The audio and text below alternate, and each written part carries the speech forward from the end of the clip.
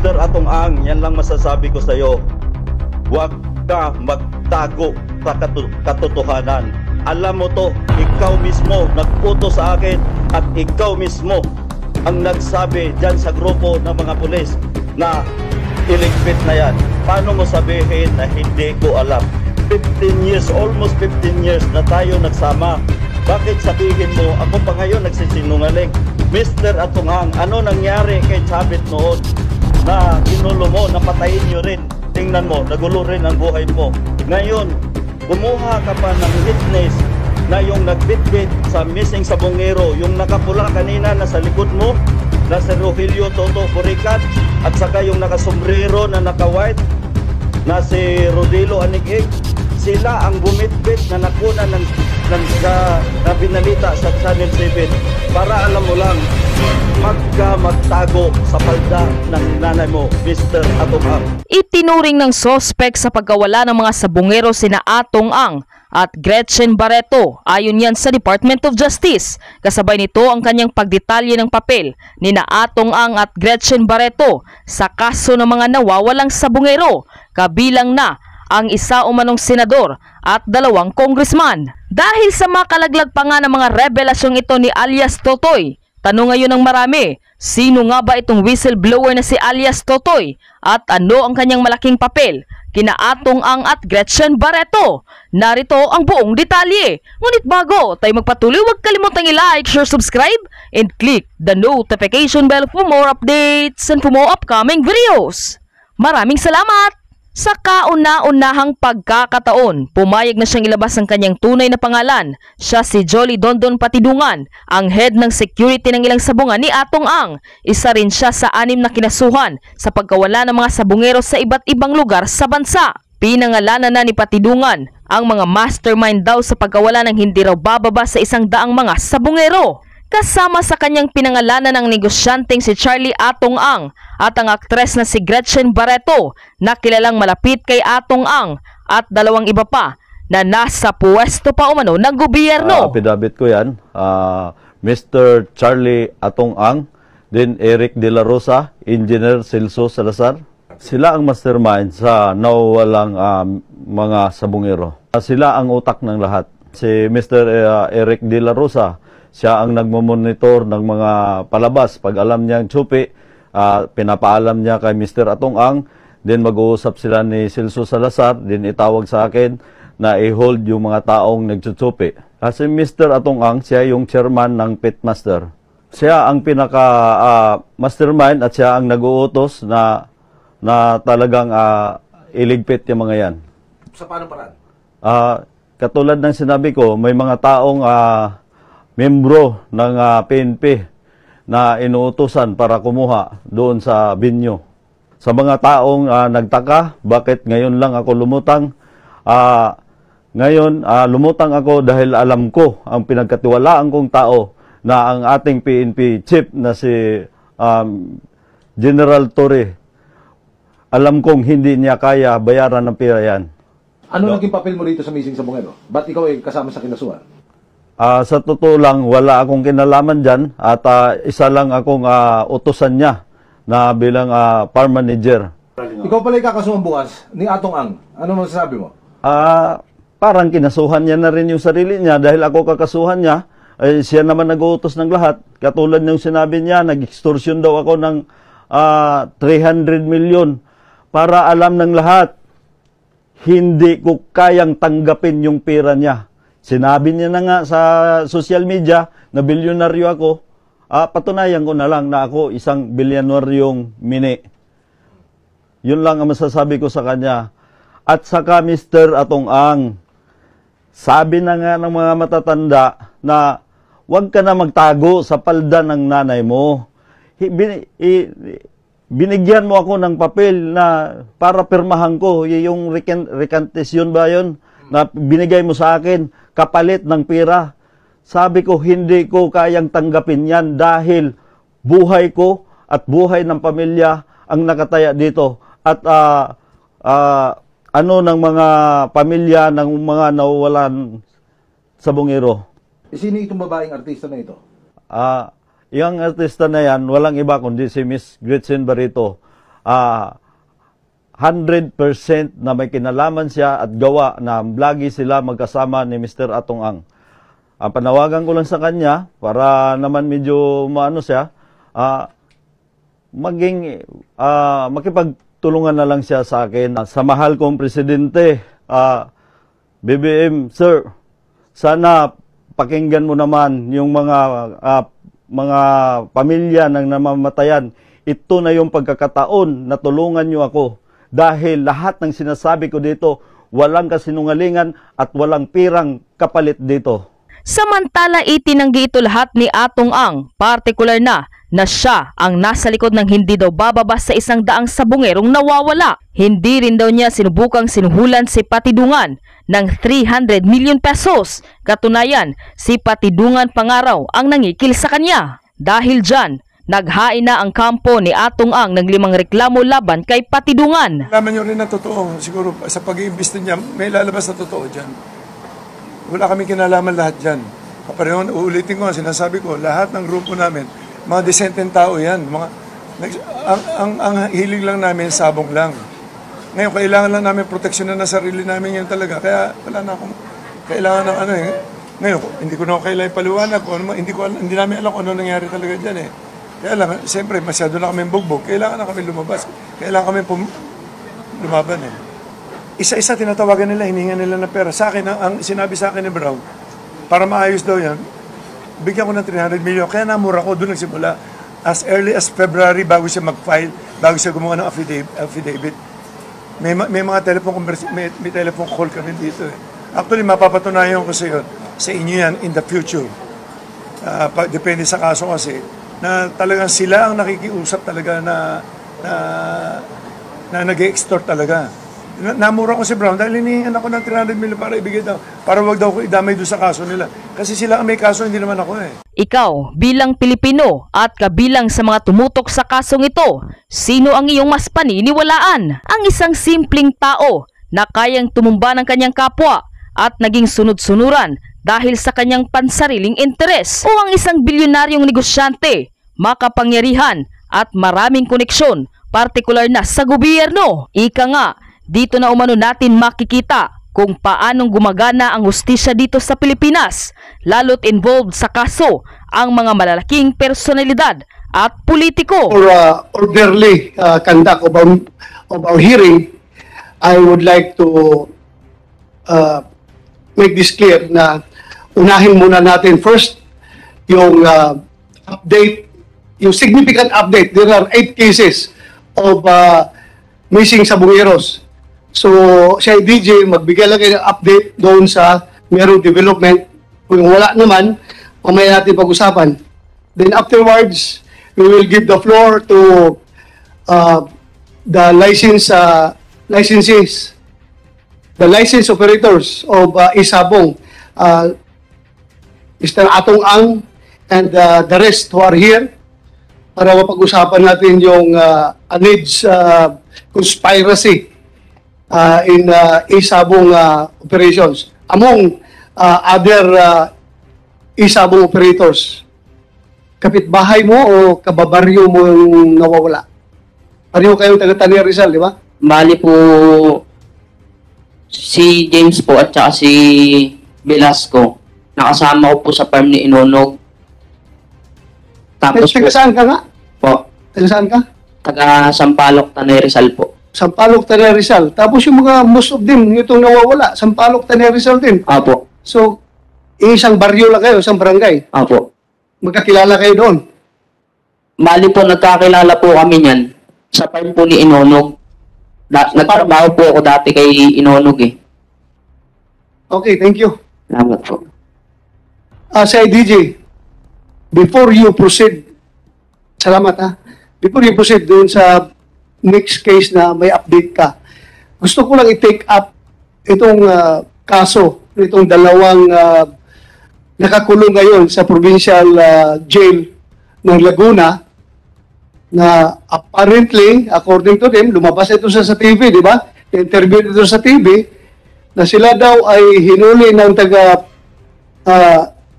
hinuli ng mga sabi na doon sa TV, hinuli ng mga gwardiya ng Sabungan sa Santa Cruz, Laguna, then turn over sa PIB, Provincial Intelligence Branch ng Laguna, PPO, at pinailan ng kaso. So, this is very material. Kasi pareho ang pareho ang, kung if you are investigating crime, pareho ang modus operandi. Pareho yung circumstances na nangyayari. Ang diferensya lang, ito ngayon sila, buhay, yung iba, missing. Yun lang ang diferensya. As to bakit buhay sila, malalaman natin bakit buhay. So, yung dalawa na si Mr. Alvin Indon at si Mr. Darwin Indon, sino mas matanda sa yung dalawa? Alvin? Ako po. So, pwede kang mag-share dito sa committee na ito, yung mga nalalaman mo about sa kaso ninyo? Opo, sir. Sige po. Salita ka. Ako nga po pala si Alvin Indon po, sir. Tiga Tanay Rizal po. Tanay, Rizal pa rin. Tanay, Rizal. Opo. Sige, continue. Naglaban po kami sa sa may Santa Cruz, Laguna po. Noong November 18, 2020 po. Dumating po kami doon, alas 7 po ng gabi. Nung dumating po kami doon, kakaunti po ang tao. Nagtanong po ako sa gwardiya, bakit po kakaunti ang tao? Nung pong tinanong po ako ng gwardiya, nung sinabi ko po doon sa gwardiya na bakit kakaunti tao, sabi, ang kaduktong po daw noon, nasa Pila Laguna po. Sa Manila, sa arena po. Kaya po ang tanong ko po sa kanila, anong oras po ang umpisa ng laban po namin? Kasi po sinalihan po namin 6-tag daytime derby po. Kaya po ang sabi po sa amin, alas 3 po ng daling araw ang umpisa po ng laban namin. Ngayon po, naghintay na lang po kami doon kaysa bumalik pa rin po kami. Naghintay na lang po kami. Tapos? Nung maghintay po kami, mga bandang alas 3 po ng daling araw, nag-umpisa na po ang laban. Dalawa po kasi yung entry po namin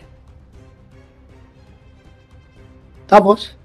Nung naglaban na po kami, doon sa unang entry po namin, 2 panalo po, tapos isang tabla. Doon po sa pangalawang entry, 2 panalo po, isang talo po. Doon po sila nagka-aberya po sa pangatlong laban. Ang sabi po daw na bakit po daw nabali yung buto ng paa ng manok. Tapos? Nung pong sinabihan, kinuha po sa amin yung natalong manok na ng sentensyador ng Palasan po sa Laguna po. Tapos? Nung kinuha po niya sa amin, sabi po sa amin, mga manchachope ata kayo Sabi ko, hindi naman po. Kami po ay naglalaban dito, pabalik-balik na po kami dito. Kaya po ang sabi sa amin po, Sino yung nagsabi sa'yo? yung pong sentensyador po doon sa Santa Cruz, Laguna po. Sige, tuloy. Nung pong sinabi po sa amin na gano'n, na dinala po nila sa doktor. Ang sabi po sa doktor, bakakin po daw yung binti, tignan kung may kayas yung buto. Pag may kayas po daw, hindi na rin po daw kami makita. Sabi ko naman po sa kanila, sige, patingnan niyo po. Tingnan niyo po kung may kayas. Kami naman po ay willing dyan sa sinasabi niyo kasi hindi naman po talaga kami gumagawa ng ganyan. Tapos? Noong pong time na yun, nung magkaroon ng aberya po doon, yung pong mga huling laban po namin, hinold na po nila ang laban po namin. Hindi na po kami pinatuloy. Tapos? Nung hinold na po kami, may mga, may mga gwardiya na pong nakabantay po sa amin. Ngayon po, yung driver po namin, bumibili po ng pagkain. mga bandang, mga 4:30 ng umaga. Bigla pong nagdami na po ng, ng security guard po doon sa loob ng, sabungan po. Binabantayan na po kami doon sa May 10. Then, Nung po binantayan po kami sa May 10, siguro po mga paalas 5, bigla po may lumapit sa akin sa lalaki na hinalbot po ako sa ganito. Ang tanong po, kayo pa yung may entry ng game farm? anong ginawa sa'yo? Hinalbot po akong bigla sa damit po. Sino yung lalaki na yun? Si, alias Dondon po. Dondon. Opo. Andito ba siya sa sesyon? Si alias Dondon po. Saan? Nandito? Ito pwede mo ituro? Opo. Sino? Saan? Anong ginawa ni Dondon sa'yo? Hinalbot po niya ako sa batok po. Sabi, subukan mo lumaban, papatayin na kita. Tapos po noon, sabi ko po, bakit niyo po kami ginaganito? Eh, wala naman po kaming alam dyan. Sabi, mga manchachope kayo. Sabi ko naman po sa kanila, hindi naman po napapatunayan at marami po kaming laban na beses dito na pabalik-balik po kami. Then, Nung dinala po niya kami doon sa tinatawag niyang pahingaan po sa may loob ng sabungan po. Tapos po, tinanong po niya sa akin kung nasaan po daw yung mga kasama namin. Kasi po, dalawa lang po kami nung dinampot eh. Yung pong dalawa, yung kapatid ko po at saka yung anak ni Sherwin Garcia po, inutusan ko po na kumuha na ng gate pass para makauwi na po kami. tapos anong ginawa ni Dondon sa'yo?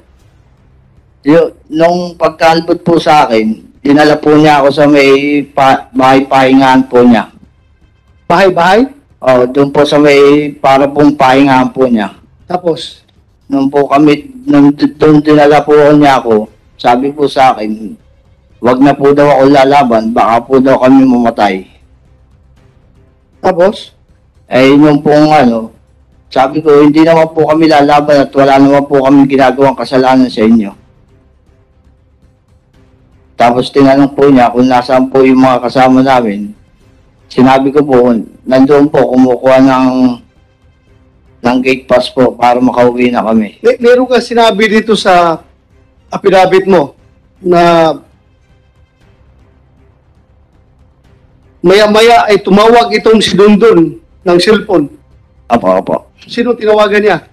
Ang pakirinig ko po, kalapit ko po siya ang tawag niya po ay Boss A. Sino yung boss A? Yun po ang po namin na sinasabi niya si Atong Ang po daw. Anong sabi ni Dondon kay boss Atong Ang? Ang sabi po ay, Boss A, may mga tao na naman dito na pumasok na mga manchochope. Tapos, Ang sabi niya po, naka-loudspeaker po yung cellphone niya eh. Sabi, naka-loudspeaker po. loudspeaker. Opo. Rinig ko po. Narinig mo? Opo. Kilala mong boses ni Atong Opo. Ang? Medyo malat po. Malat? Sa cellphone. Anong sinabi ni Atong Ang? Anong sagot niya? Ang sabi po nung tinawagan po niya, ang sabi po ay, sige, paaminin niyo kung sino ang boss. Pag hindi niya namin, patayin niyo na. Patayin nyo na? Oo. Narinig mo? Opo. Sigurado ka? Opo. Hindi lang naman po ako nakakarinig noon eh. Sino pa Pati yung nakarinig? mga kasama ko. Kasi po magkakalapit po kami. Ito pagkahan tayo Opo. under oath ka dito kapag ikaw nagsinungaling. Opo. Perjury ang kaso mo. Opo. At pwede kita ipa-withdraw from the Witness Protection Program. Opo. Paano mo nalalaman na boses ni Atong Ang yung nasa loudspeaker? Ay, siya lang naman po at tinawagan niya na Boss A eh. Si Boss Atong lang po ang inaano na AA. Pagkatapos nun, ano nangyari? Nung pagkatapos po nun, tinanong po ulit ako ni Dondon po. Ang sabi, sino po daw yung boss namin? Ngayon po, nung marinig ko po, inamin ko na po. Sino ang boss mo? Si Lisario Tolentino po. Rizalio Tolentino po. Tolentino. Opo. Then, pagkatapos, Nung pong inamin ko, sinarch po nila. sandali ha. Kumsek, andito ba si Rizalio Tolentino? Yung financer nila? Yung boss nila? Sige lang, i-check mo muna. Kung wala. Ha? Sige, tuloy mo. Nung sinabi ko pong si Lisario Tolentino, isinarch po nila yung sa cellphone nila yung yung FB ni Lisario Tolentino po. Ngayon po, nung makita nila, pinicturean po nila. Sabi, eto yung nanggaling din dito. Sino yung nagsabi nun? Si Dondon po. Dondon. Apo. Hindi mo si Dondon, ito ha, patindugan. Apo. Ano, sinong sinabihan niya? Yung pong pag-search po niya doon sa pangalan ng Lisario Tolentino, lumitaw po yung mukha ng boss ko. Oh. Ang sabi po doon sa mga tauhan niya, eto rin yun ang galing ditong taong na nahuli din natin. Tapos? Nung makita po nila, tumawag po siya ulit. Ang sabi niya po doon sa katawagan niya na, boss, yung pa rin po ulit, yung tiga Batangas po. Tapos? Nung pong ngayon, sabi po, sige, ipasa niyo na yan sa PIB. Pasa ninyo sa PIB po. PIB. Opo. Alam mo yung kung anong PIB? Hindi po. Sige. Continue. Nung pong dumating po yung tinawagan po ni Tonton na sinasabi nilang PIB, pagdating po nila, may lumapit kaagad na isang lalaki doon sa magtatay, parehas sinampiga po. Ano? Sinampiga parehas po. Pag ano yung sinampiga? Pasensya ka na, Bisaya ako, hindi ko alam nung sinampiga. Yung pasampal po sa ganito. Sinampalong, sa Bisaya yan, sinampalong, sa amin, sa inyo, sinampiga. Sampiga po. Sino nagsinampiga? Sinong gumanon? Si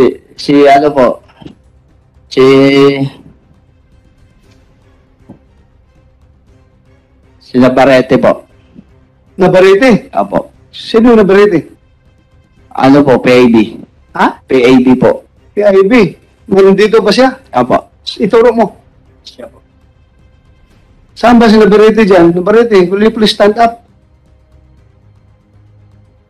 Tumayo ka. Kumsik, iskorta mo nga at ituro niya kung sino yung Navarrete na yan na sinasabi niya.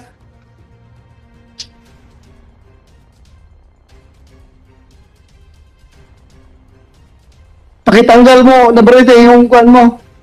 Navarrete, yung cover mo.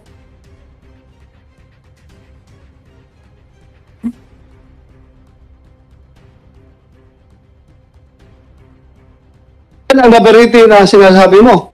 Paano mo nalaman ang Navarrete ang pangalan niya? Balik ka muna dito. Thank you. Balik ka dito.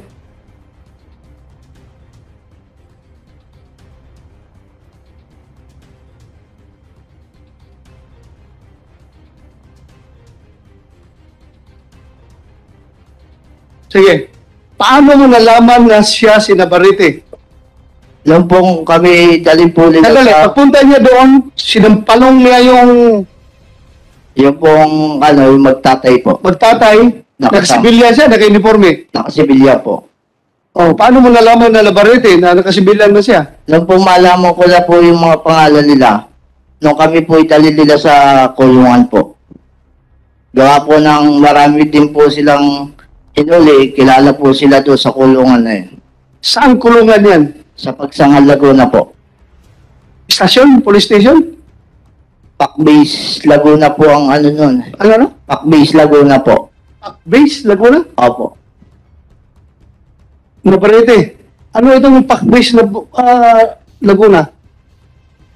na dinala ninyo dito? Sir, wala po kaming pakbis po, sir. Ano yung sinabi mong pakbis? Yun po ang pagkakalam ko po, yung Pac-Base Laguna po sa sa Hindi, police station. Opo. Police station, hindi. Police station po. Police station ng Pac-Base. Pagsanhan, Laguna. Pagsangan po, pagsangan. Na may pagsangan po. So, police station yun, ng Pagsanhan. Opo. Hindi pakbis. Pero nakalagay po sa acronym, nakalagay po pangalan, Pac-Base po. Sandali ha. Pag sabi ka Pagsanhan, Laguna, sir, spelling mo, pakbis. Hindi ko po kaya, sir. Paano po nasabi pakbis? Narinig mo lang? Hindi po, sinabi po sa amin yung doon, yung bantay ng police po. Kasi po, Hindi ka marunong magsulat, magbasa. Hindi po. Hindi ka marunong? Hindi po. Pero paano mo nalaman pakbis? Sinabi po sa amin nung bantay na sa kulungan po. Bantay sa kulungan? Opo. Ano yung bantay sa kulungan? Pulis? Yung police po. Naka-uniforme siya? Opo. So, police station yun. Opo. Kasi pagpunta mo doon, makita mo Pagsanhan, police station. Opo. Pero hindi ka marunong magbasa. Hindi po. Anyway, sige, tuloy mo. No po doon ko po nalaman yung mga pangalan nila. Sinabi po sa amin nung nakakulong doon, ganun yung tao ngayon, ganito pangalan yan. Yung isang tao, ganito pangalan. Yung isang tao, ganun ang pangalan. Tinandaan ko na lang po. Okay, tapos? Nung pong kunin po kami, ang may head pa po sila dyan eh. Meron pa po silang head dyan. Head? Opo. Sino? Si Michael Calabaria po. Claveria? Opo. Ano, paano mo nalaman na head? Iyon po ang tinatawag nilang head na sila po ay sumusunod doon. Nakikita mo? Opo. Dito sa loob ng seasonal, nakikita Wala mo? po. Ha? Wala po dito. Saan ba si Claveria?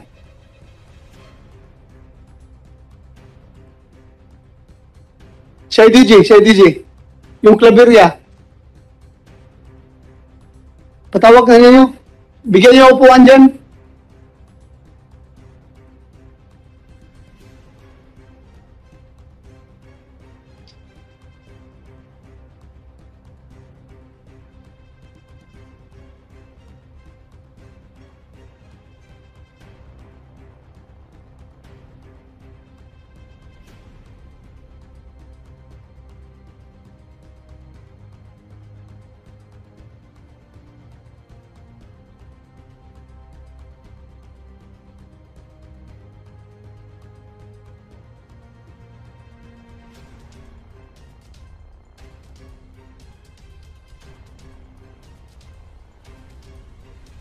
Sige, habang hinihintay natin sino?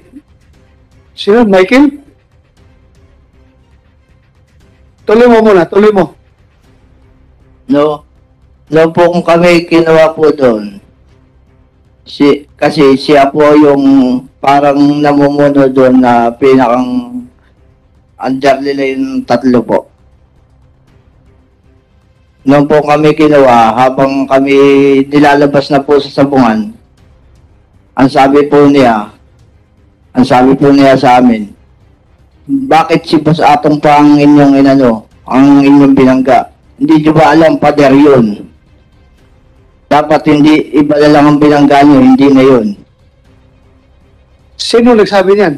Si Michael Calabaria po. Claveria. Andiyan na, Claveria, wala pa. Nandito na po, Your Honor. Ikaw si Michael Claveria. Anong ranggo mo? Police Master Sergeant po. Ikaw ang team leader ng Provincial Intelligence Branch ng Laguna? Hindi po, Your Honor.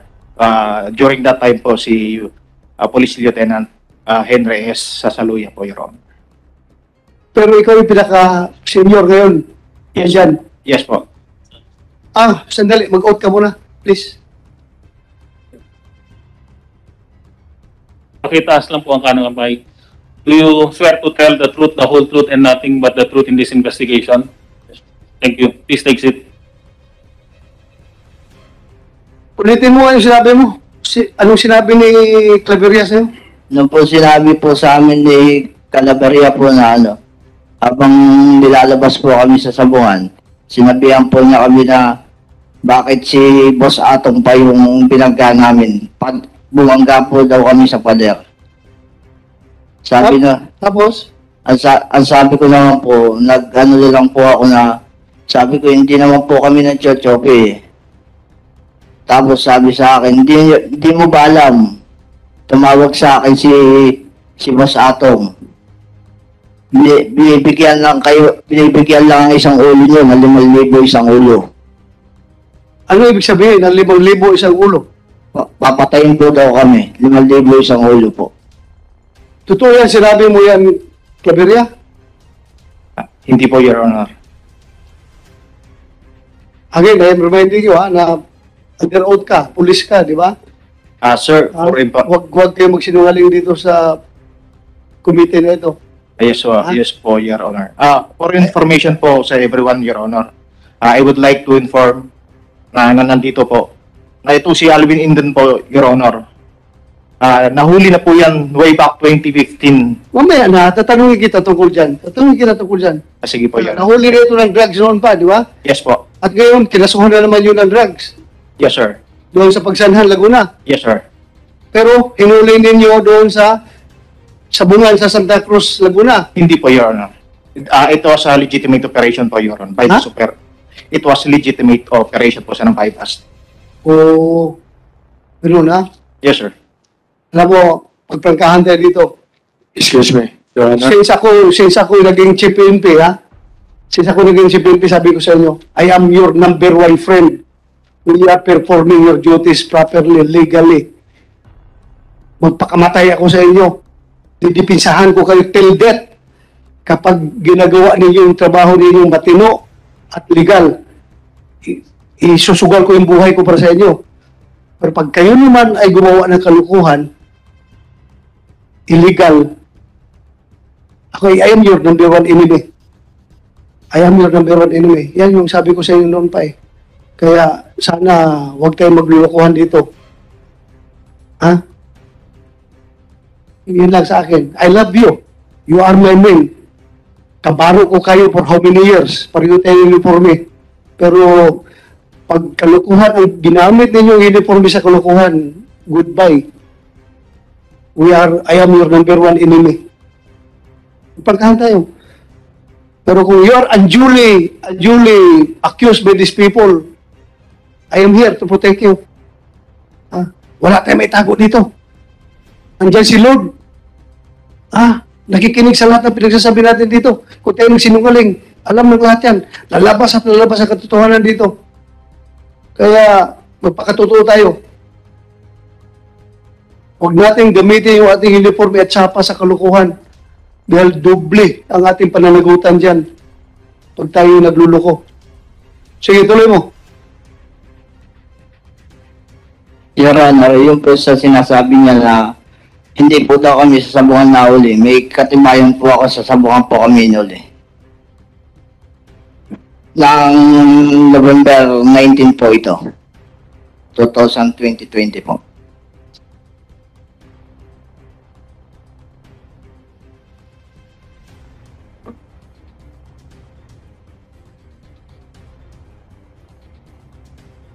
Ano ito?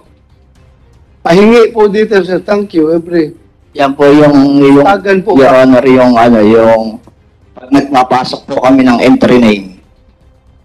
Owner, Cycross, Intrenim, Game Farm, Midnight Stagan, 12:30 p.m. So ito, nagpapatibay na nandoon kayo sa sabungan. Opo, Your Honor. Doon kayo hinuli. Opo. Ha? Opo. Ano natin si Julie Patidungan? Hinuli ba niyo talaga ito doon sa sabungan? Hindi po, Your Honor. Ha? Hindi po. Hindi. Opo. So sino kayo na nagsinungaling? At saka, Your Honor, yung sinabi niya kanina, nasabi niya, Boss A daw yung kausap ko. Ni minsan hindi ko tinawag si Mr. Atong Ang ng Boss A. Amo po ang tawag ko sa kanya, Your Honor. Sino ngayon ang nagsinungaling? Ikaw o siya? Your Honor, excuse me, Your Honor. Yes, go ahead. Kanina pa po nababanggit ang pangalan ko, pwede po pong magsalita rin naman ako. Yes, Kasi right. part of the conspiracy yan eh. Yeah, you have the May you have the explain floor. sa inyo. Yes. Marami pong salamat. Kanina po. Dalawang hearing na po tayo. Pangatlo na po ngayon. Tingnan niyo po itong importante po itong sasabihin ko. Tingnan niyo maigi. Kung bakit lagi involved si Dondon. Si Dondon po, siya lang ang nagmamaniobra ng lahat ng farm ko sa construction. 2 to 3 years na siya nag-aasikaso. Ang daming farm niyan, 3, 4 na farm. Kung titingnan nyo, dalawang Senate hearing plus ngayon, ang question kung sino-sino nilalabas sila, biktima ba silang lahat? Ang media, lagi nakafocus na kami lagi, hindi lang kami kumikibot, pinapanood ko lang kung ano nangyayari. Talaga bang si Butch Inonog, inosente ba? Or biktima? O ano? Mr. Atongang, I just would like to remind you na kaya nakafocus sa inyo ang investigasyon dahil naturalmente doon last nawala bago nawala yung mga tao doon sa sabungan ninyo. Yes, Your Honor. Before you want to destroy the credibility of whoever kung anong klaseng tao si Inunog, I just would like to tell you na kaya nakasintro, baka sabihin mo na kayo lang ang pinagtutukan. Kayo talaga. Sa inyo talaga nakatutok kami Hindi ko po sinisira credibility niya. Pwede po tapusin ko lahat. Sige. Makikita niyo po ang conspiracy rito. Sige, sir? Gusto niyo po malaman yung conspiracy. Go ahead with the conspiracy. Patapos na kasi mahaba-haba konti lang to pero andito lahat ang laman. Sige, please, continue. Kasi putol-putol to, pagka na-question ako ng isa, magtataka kayo, hanggang dulo ang sagot dito para matapos itong pinag-uusapan na to eh. Okay? Andito lahat ng laman, okay? Ine-explain ko lang sa inyo, yung salita ko na, yung question ng mga tao, yung inosente ba sila o hindi? Tapos, papakita ko rin sa inyo kung ano yung, kasi pinag-usapan na yung mga chope-chope, hindi naman namin malalaman talaga yan eh. Dahil yung taya nga, hindi namin nakikita. Dahil, kung pakikita ko sa inyo mamaya, yung kung paano sila kumikita ng pera. Okay? Patutunayan ko rin sa inyo na ayaw ko ng mga yung dahas-dahas dito. Patutunayan ko rin sa inyo. Gusto ko rin isipin nyo kung sino nasa likod din ito ngayon. So, medyo makikita nyo. Kaya kung sana, pakinggan nyo lang muna. Maraming po salamat. Your Honor. Okay. Your Honor, yung umpisa po tayo noong unang mag-hearing, si Butch Inonog at anak niya, ang sabi niya, driver lang po sila, nangongontrata lang po, at wala po silang alam sa sabaw noong una. Hanggang sa lumalim ang investigasyon, inamin niya, may farm pala siya. At yung nagsasalitang si Denmark, trainer niya yan, handler niya. Denmark Simpuego. Okay. At pwede niyo ipacheck, hindi siya ordinaryong tao. Marami siyang connection sa politiko at sa pulis. Okay, ito na ngayon. Pangalawa, meron isang family dyan na sinasabi yung Magbanwa family na ang anak niya nawala. Ang amo niya si Julius Chris Abilio. Yan ang sinasabi niya. Tinanong niyo, si Inonog, hindi niya raw kilala yan. Check nyo. Si Inonog, tiga-Tanay. Si Chris Abilio, tiga-Tanay din. Hindi raw sila magkakilala, wala raw siyang connection dyan. Pero yung Magbanwa, tiga-Tanay pa rin. Yung family, puro Tanay ito eh. Okay, ngayon, ang sabi ni Inonog, hindi siya involved masyado sa sabong at ang anak niya, driver lang, kontrata lang, binabayaran yata ng 5,000 or something para kumita. Video tayo para makita natin. Yung slide.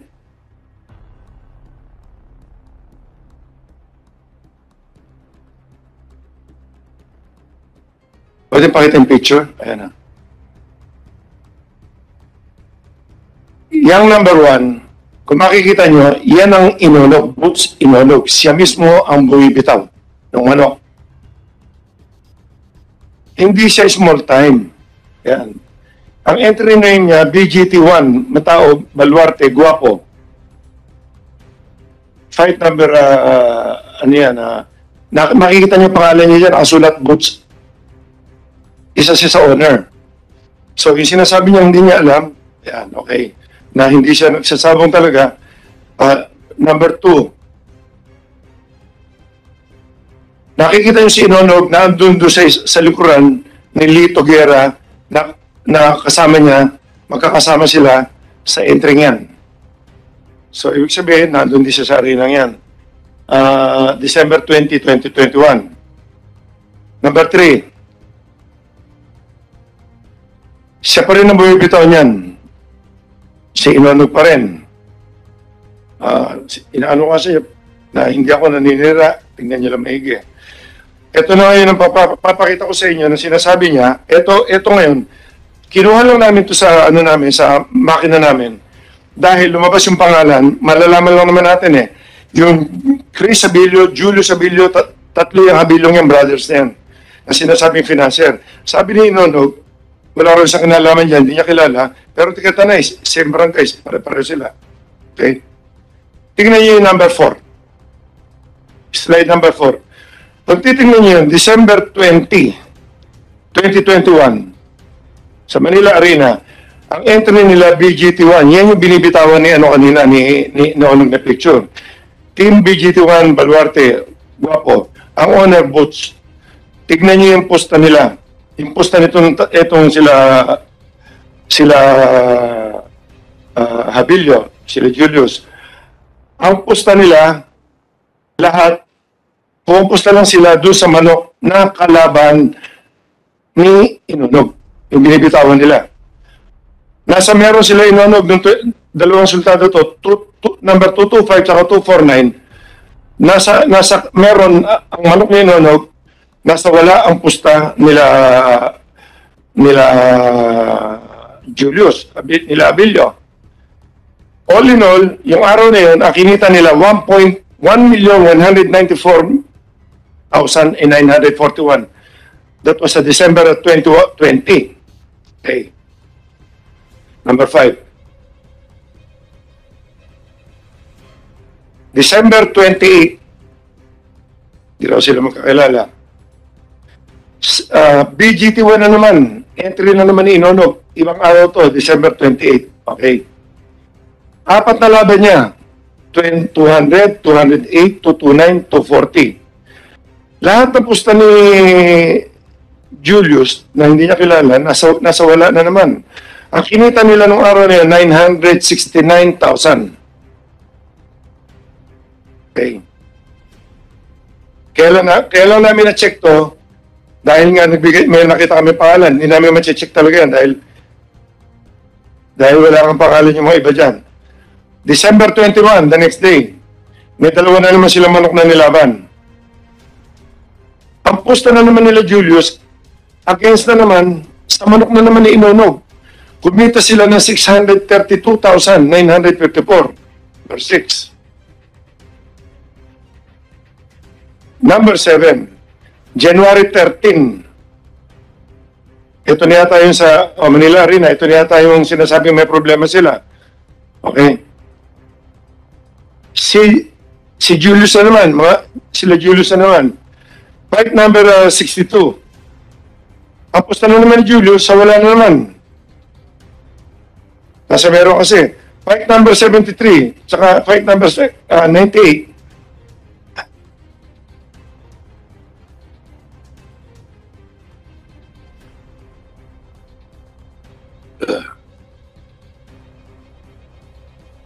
Ang pusta na naman ni Abilio, sa meron naman. So all in all, ang tinamaan na naman nila nung 13, 2,450,200. January 13 ulit. Ito pa. Kasabi nito, mayroon pa palang Laguna. J&J Brothers, sariling entry ni Julius Abilio. Kinontra niya mismo ang sarili niya entry. 250,000. Si again, ano ginawa niya? Kinontra? Yung sariling entry ni Abilio na hindi niya raw kakilala, may kasali sila nung same day na J&J Brothers, Laguna. Kinontra niya sarili niyang manok. 250,000. Nakikita po namin to sa computer. Kinontra niya. Sa kabila pumusta. Ibig sabihin, sa kabila siya... Sa kabila pumusta, sa wala. Musta? Sa wala. Okay. Pinapaalala ko lang po sa inyo na lahat ng pustang to, hindi sa amin nilalaban. Kinukuha nila yan sa gitna. Hindi kami apektado dyan. Hindi kami ninanakawan nila dyan. Taong bayan. Okay. Number 9. December 7, sa Santa Cruz na naman. J&J Brothers na naman. Entry na naman ni Abilio. Ito yung Abilio na to. Ito yung sinasabi nung Magbanwa family na nakausapan nila nung mawala ng pamilya nila na ito yung amo nila. Tapos biglang hindi na nila makontak. Okay. J&J Brothers sa meron. Ang pustan dito si Abilio sa wala na naman. 100,000. Ito, Manila Arena uli. December 13. Ito na naman yung entry nila, yung nagpunta rito ng Baricar na tinanong nyo, na nagamit lang daw ang pangalan niya. Nasa pangalan niya itong entry na to, December 13. Pero ang lumaban, manok nila, ni Inono. Ang posta na naman nila Abilio, sa kalaban na naman sa King Arthur, 200,000 noong araw na yan. Okay. So, isa na lang. December 23, sa Manila Arena, si Barry Baricar uli, yung napunta rito yung last week. Ang sabi niya, slot lang daw niya yan. Ang sabi niya, ginamit lang yata nila inunod to. Tignan niyo ang pusta niya, ang pusta rito ni Abilio uli, ang daming entry, ang daming sultado nito. 108, 151, 179, 221, tsaka 243, 255. Lahat ng pusta nila sa kalaban. Kumita sila ng 2,595,980. So, ang na-check lang namin, sa loob niyang ilang araw na yan, ang kinita nila is 8,447,831. Ngayon, number 12. Yan po yung tatlong Abilio na sinasabi niya hindi niya kilala. Tigatanay din yan. Pare-pareho silang tigatanay. Number 13. O yan yung ID niya. So, pinakita ko lang sa inyo kung ano yung system ng mga pandaraya, yung mga sindikato. Isa lang niyan sa na-identify namin na sinasabi po ni Inono na hindi niya kilala. Pero tingnan nyo, kung pag-aaralan ko, kasi ako nga ang nakakaalam ng mga game na ganyan, makipag-usap lang siya sa maraming ganyan.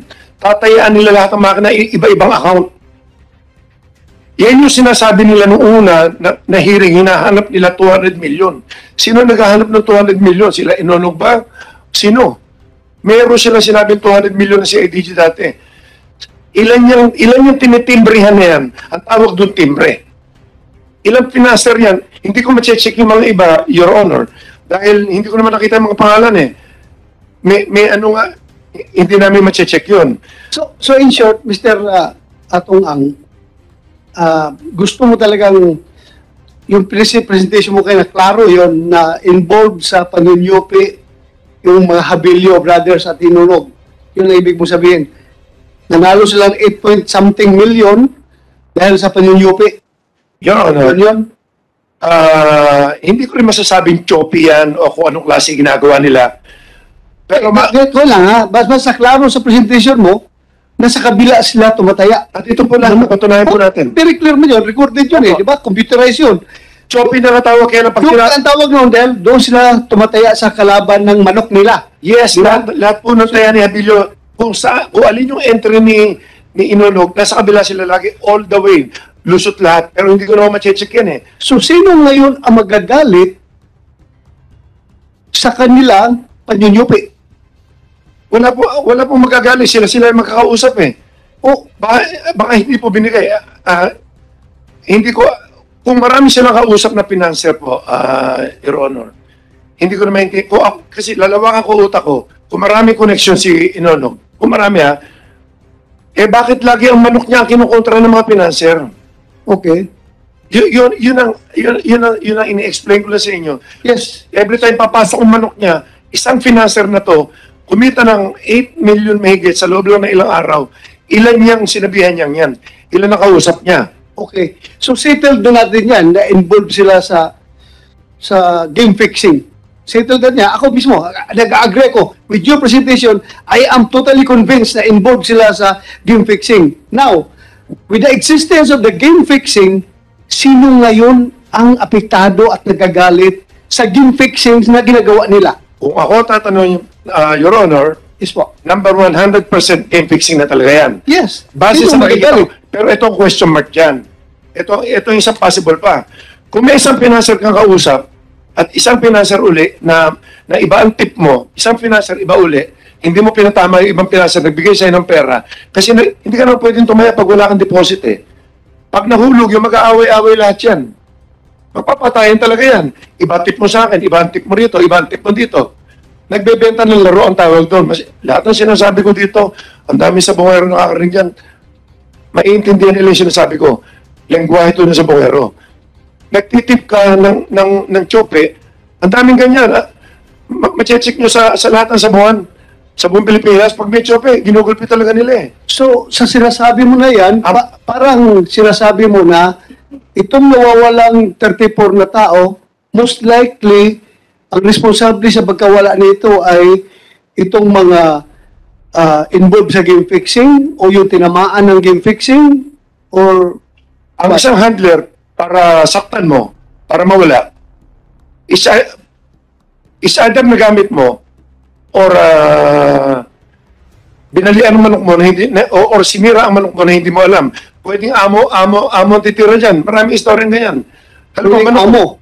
Yung kung sino may-ari ng manok na entry, ginalaw ng handler yan, itinip sa iba. Ang dami nagbebenta ng laro. O itong 4 na manok ko kontrahin nyo, ibebenta sa mga tao yan. How about yung reputation ng WPC? Hindi ba masisira ang iyong palaro dahil may nagiging fixing doon sa amin po, WPC? Kaya kami ang number 1. Dahil yung pag-inspect namin, from tare, from entry, tsaka kami, bihira, hindi, halos buong Pilipinas ang umi-entry. Luzon, Visayas, Mindanao, magkakilala kami. Nakakapasok lang, hindi kilala, every Monday at o Thursday, yung tinatawag na invitational. Or, ang manok nila, sabi nga nila, Baricar, na wala silang manok ngayon, araw nila, ang tawag doon, nag-finance ng iba. Ngayon, yung finance mo, pag chinope, hindi mo na malalaman. Sa amin naman, sa kumpanya namin, Your Honor, hindi kami affected, pero binabantayan namin talaga yung integrity ng namin. Ang kailangan, para lumaki ang isang negosyo mo, kailangan pag tumama ang tao, bayad ka agad. Yun ang number 1. So, klaro sinasabi mo na regardless kung may mangyayaring panyunyupi sa mga sabungan mo, madiscover nyo yun na panyunyupi, hindi ka galit. Hindi ka interesado sa kanila.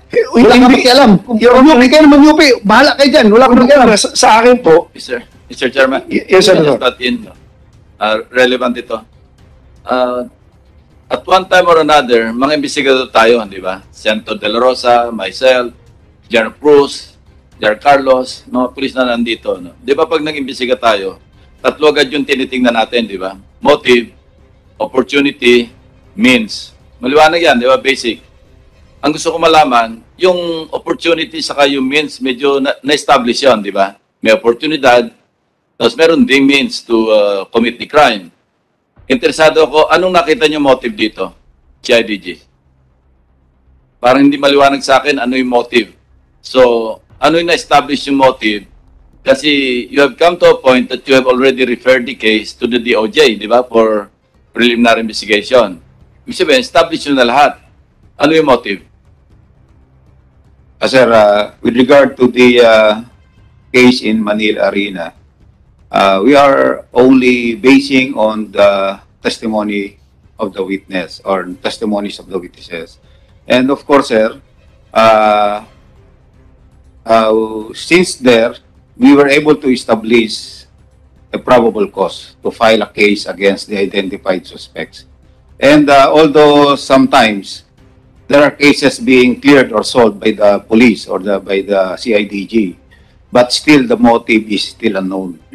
So for as long as we have secured a witness or an evidence which would warrant the filing of case against an identified suspect, so we go on with the investigation and file the case before the prosecutor's office. But the That motive could weaken your case, can ha? still be unknown, sir. If you are missing the motive, that could weaken your case. Well, it could go past the probable case threshold. Yes, sir. Pero remember, pagdating sa court, guilt beyond reasonable doubt ang hinihingi natin. Yes, sir. And if you're not able to establish the motive, it could weaken your case pagdating sa court. Yes, sir. So it's important that the motive is established. Yes, sir. Di ba? Agree? Yes, sir. That's the reason why we continuously Yeah. gather more information, sir. While So, even though the case is submitted before the prosecutor's office, the CIDG investigators would still continue gathering more evidence and witnesses to finally establish or to finally find out the real motive of the case, sir. And isang may pursue niya to give you the motive is a pattern. Kasi maraming cases ito 8 eh.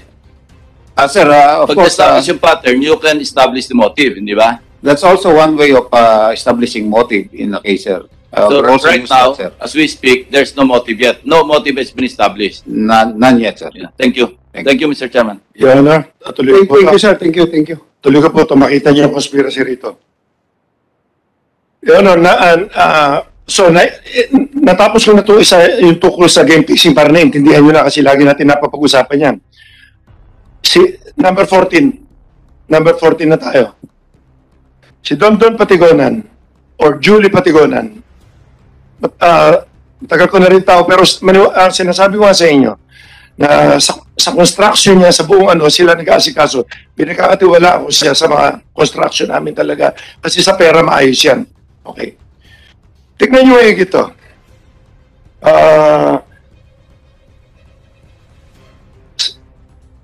2019,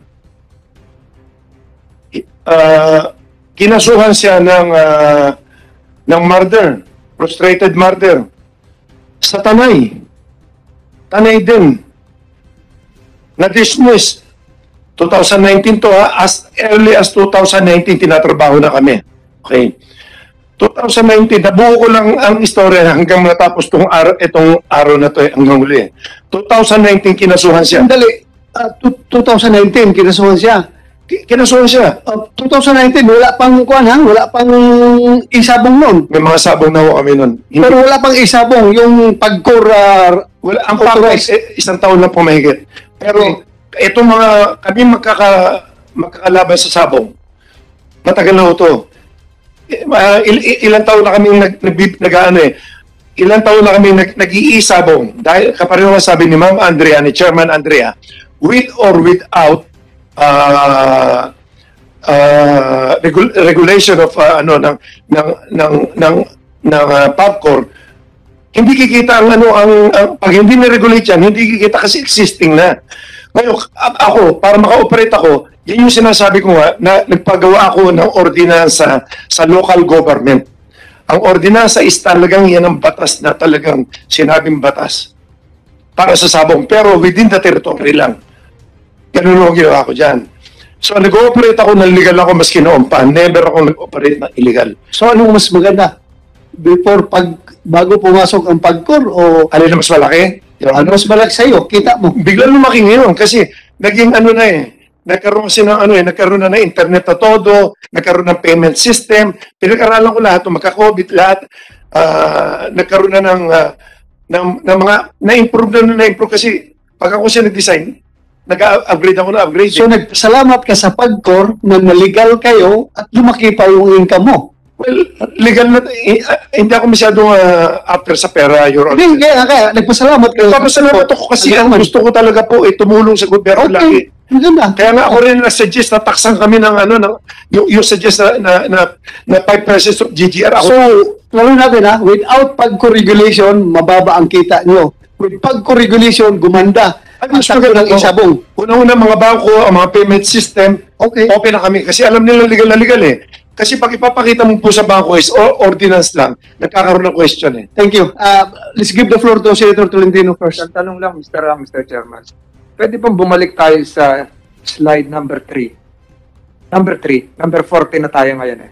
Okay, number 3. Number 3, balik lang natin. Ikaw ba may control? Number 3? Apo. Okay. Ang tanong lang to, isa't kalahati. Ay, nagbibitaw siya. Lalamig tong kape ko ka. 3 or 4, siguro. Yan po. I have nothing to do with the person. Hindi, lumampas mo kayo. 3. Yung kanina. Yan. Wala po akong pakialam ngayon sa personalities involved. Gusto ko lang makita itong physical environment. I-clarify ko lang sa iyo. Saan po ito?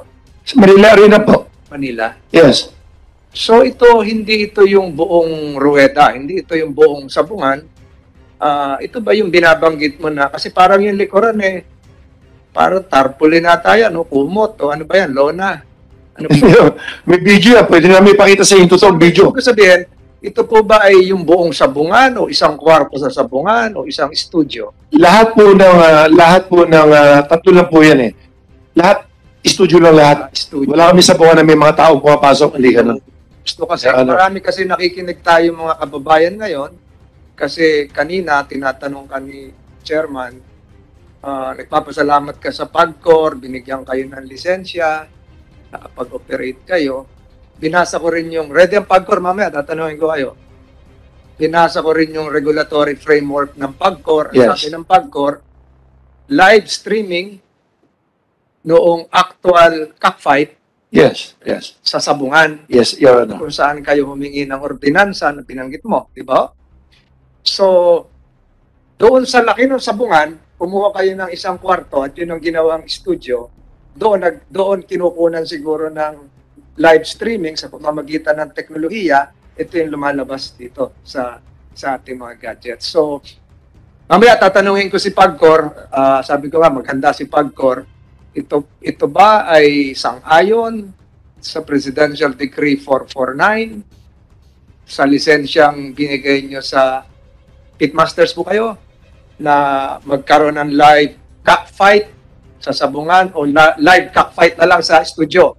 Yung napaliwanag ko na po yan. Sa PAGCOR ko po itatanong yan. Iliwanag ko lang ito kasi kung live cockfight, wala akong nakikita mga nanonood dito na naghihiyawan, nagsisigawan. Yung ako naman mag-explain ko na po yan. Sige po. Ang PAGCOR po kasi, wala po kami sa Sabungan. Puro farm lang yan eh. Yung Lipa, farm lang yan. Ito, farm lang yan. Iyang Manila Arena, ano yan eh, studio lang talaga. Ano siya, nakadesign siya, parang, ano tawag doon? Yung parang, yung mga concert, yung mga ganyan, hindi yan Sabungan eh. Concert talaga, Coliseum yan na, gumawa kami ng isang studio lang talaga doon. Pag sinabi Sabungan, may bayad. Ang nakakapasok niya, yun ang bibitaw lang talaga at saka yung mamayari. Wala talaga. Saka ang PAGCOR po, parang na pinaliwanag ko po sa inyo, maski simula umpisa, hindi nila sakop ang arena, ang studio. Ang studio kasi nagbibigyan ng permit po dyan, mayor lang. Ang kinokontrol ng PAGCOR is yung system lang ng betting. Yun lang. Walang connection ng PAGCOR sa arena. Never sila makialam dyan. Talo sa inyo, Mr. kasi kaya ko nabanggit yan. Mamaya, ready rin ang GAB, Games and Amusement Board. Pag local, Sabungan, ang nagbibigay ng authority ay local government unit. So ngayon, nakipag-tie up kayo sa PAGCOR, binigyan kayong lisensya para ma-beam sa ating mga gadgets. Pero si Games and Amusement Board, sa ngayon sa batas, meron din sila yung mga international cockfights, yung mga slasher, di ba? Wala pong pakialam dyan ng PAGCOR. Wala rin magbibigay lang ng counting permit. Halimbawa, sa Araneta Coliseum, may mga international derby. Nagbibigay din ng permit ang halimbawa, Quezon City Government. Pero ang nagsusupervise na ngayon ay Games and Amusement Board. Live po yan. Hindi po pwedeng sa studio yan. Hindi ko naman tatanungin kung gusto nyo rin isali sa isabong. Hindi, explain ko lang po sa inyo. Magkaiba yun. Ayoko makipagtalo doon. Mamaya tatanungin. Hindi, explain. Pag-recite natin mamaya ang Games and Amusement Board. I-explain ko na po. Ang game and amusement po, ang nagbibigay po na, ang power po ng games and ang GAB, hindi siya nagbibigay ng permit not unless na international derby. Local derby, local government lang po, Your Honor. Kaya napunta ako doon, Mr. Ang, kasi kanina nagpakuha ako ng dyaryo. Ito, Philippine Star ngayon. Nagulat ako dito sa likod, 2022 World Slasher Cup, Araneta Coliseum. Ito, sa March 21. Kailan ba March? Ngayon nata, March 21. Sa Araneta Coliseum po yan. Gab. Pag Araneta Coliseum po yan, kasi ngayon lang pumasok itong telepono to. Ito nga, ibig sabihin, hindi, ayoko makipagtalo sa iyo. Ibig sabihin, ibang poder ito, hindi ito local government. Gab, ito, mamaya tatanungin ko si Gab, hindi ito para sa iyo. Gusto ko lang i-clarify itong background ito nakita ko. Yun lang po. Pwede. Nasagot nyo naman. Thank you, sir. Nasagot nyo. Maraming sir. Thank you, sir. Balik po tayo kay Don Don. Ano? Patuloy mo ba? Sige. Noong 14, inano siya ng murder. Tingnan niyo to kung anong ginagawa kay Don Don. Na-dismiss to dahil talaga naman wala siya ron eh. Yan yung number 14. Ito, tingnan niyo kasunod. Ito, 2019. 2020 na naman, tingnan niyo next picture. May bank robbery sa Metrobank. Metrobank Manila. Nakita niyo picture ni Don Don, kinuha sa Facebook niya na may hawak siyang baril. Ginawa siyang leader ng gang. Number 15 niya, tingnan niyo. Okay. Nung nakita namin sa TV, nakita si Jario, nagsumbong sa akin si Don Don. Sabi sa akin, Amo, ano nangyari? Ba't nasama ako dyan? Ang ginawa namin, sabi ko, nasaan ka nung araw na yan? Napakaswerte naman po. Sige, naandun siya sa, ang ginawa ko, sinin ko muna, naandun siya, nagkataon naman na naandun siya sa sinuluan, nagpapakain ng mga maraming tao. Doon sa mismong Jollibee. Ngayon, pumunta ako kay, tinawag ko kay pare Argemia, kung pwedeng i-connect kami, kasi wanted na siya, nandiyan yung picture eh. Kung pwede kami daling kay General Elazar. Gito, probabilis tayo ha, kasi malaki na siya sa kinuha mo. Ganito lang, gusto ko lang malaman sa iyo, yung kay Don Don, you are trying to portray Don Don na parang nagiging biktima ng conspiracy. Hindi, kasama po to. Andito, malapit na to. Kasi meron kasing polis na nag-offer sa amin na nadukutin to. Sasabihin ko sa inyo kung sino. Sige, tuloy mo nga. Bilis-bilis na. Yoro, kailangan maintindihan natin ito konting-konti para malinaw. Para natin makikita po ang conspiracy po na ako eh. Ito. Nakita nyo si Don Don. Nung lumabas yung resulta, nung inano ni ang ginawa ni General Elazar, pinakuha niya ang video sa pinatawag niya yung manager, pati mga empleyado, napatunayan na si Don Don naandun nga nung same time. So, madali salita, na-dismiss uli. O, ito na naman. Ito yung mabigat na power na hindi mo na maintindihan kung sino sumakay dito. Habang nagkakaproblema tayo dito na nag-uusap, February 28, doon na naman sa Murong Salipan na naman, meron na naman nag-file na naman ng frustrated murder na naman. Kaya doon, na-issue siya ng warrant na naman. Tapos, tanay na naman to. Sinasabi na naman na, tapos, nung mag-bail siya, nakita ng mga tao, group na naman. Anong group? Hindi, ang ginamit na pangalan, yung nakaraang nagdemanda sa kanya. Yung grupo na yun. Pero, bakit nandun na naman sila inunog? Inunog? Andyan ka, magwaka mo na. Kumsik.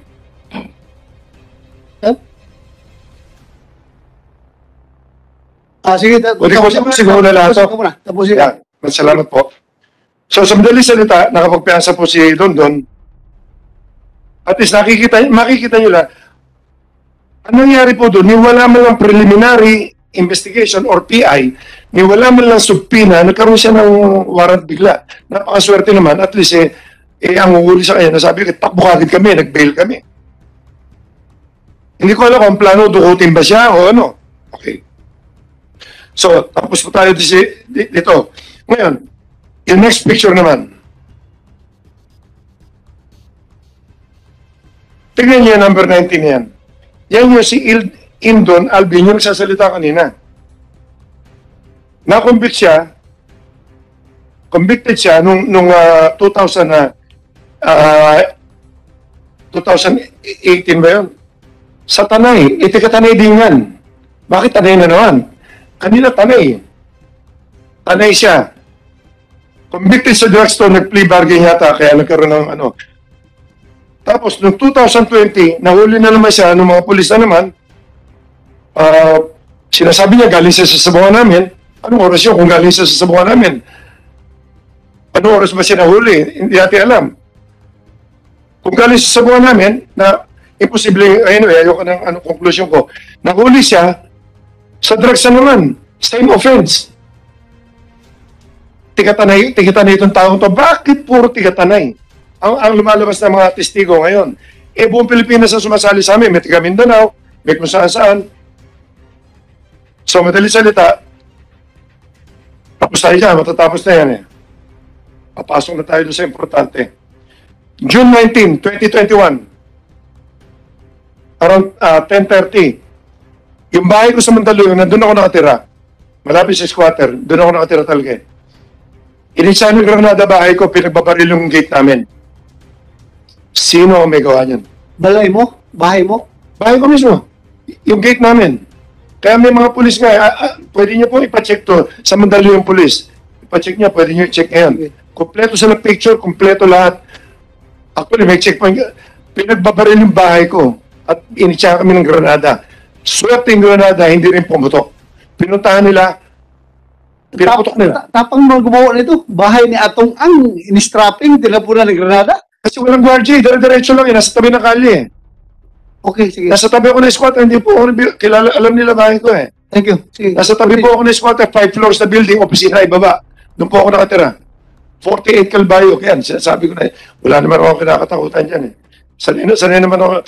Ngayon, January 27, ultimo nga po, Manila Arena, initsa ng granada.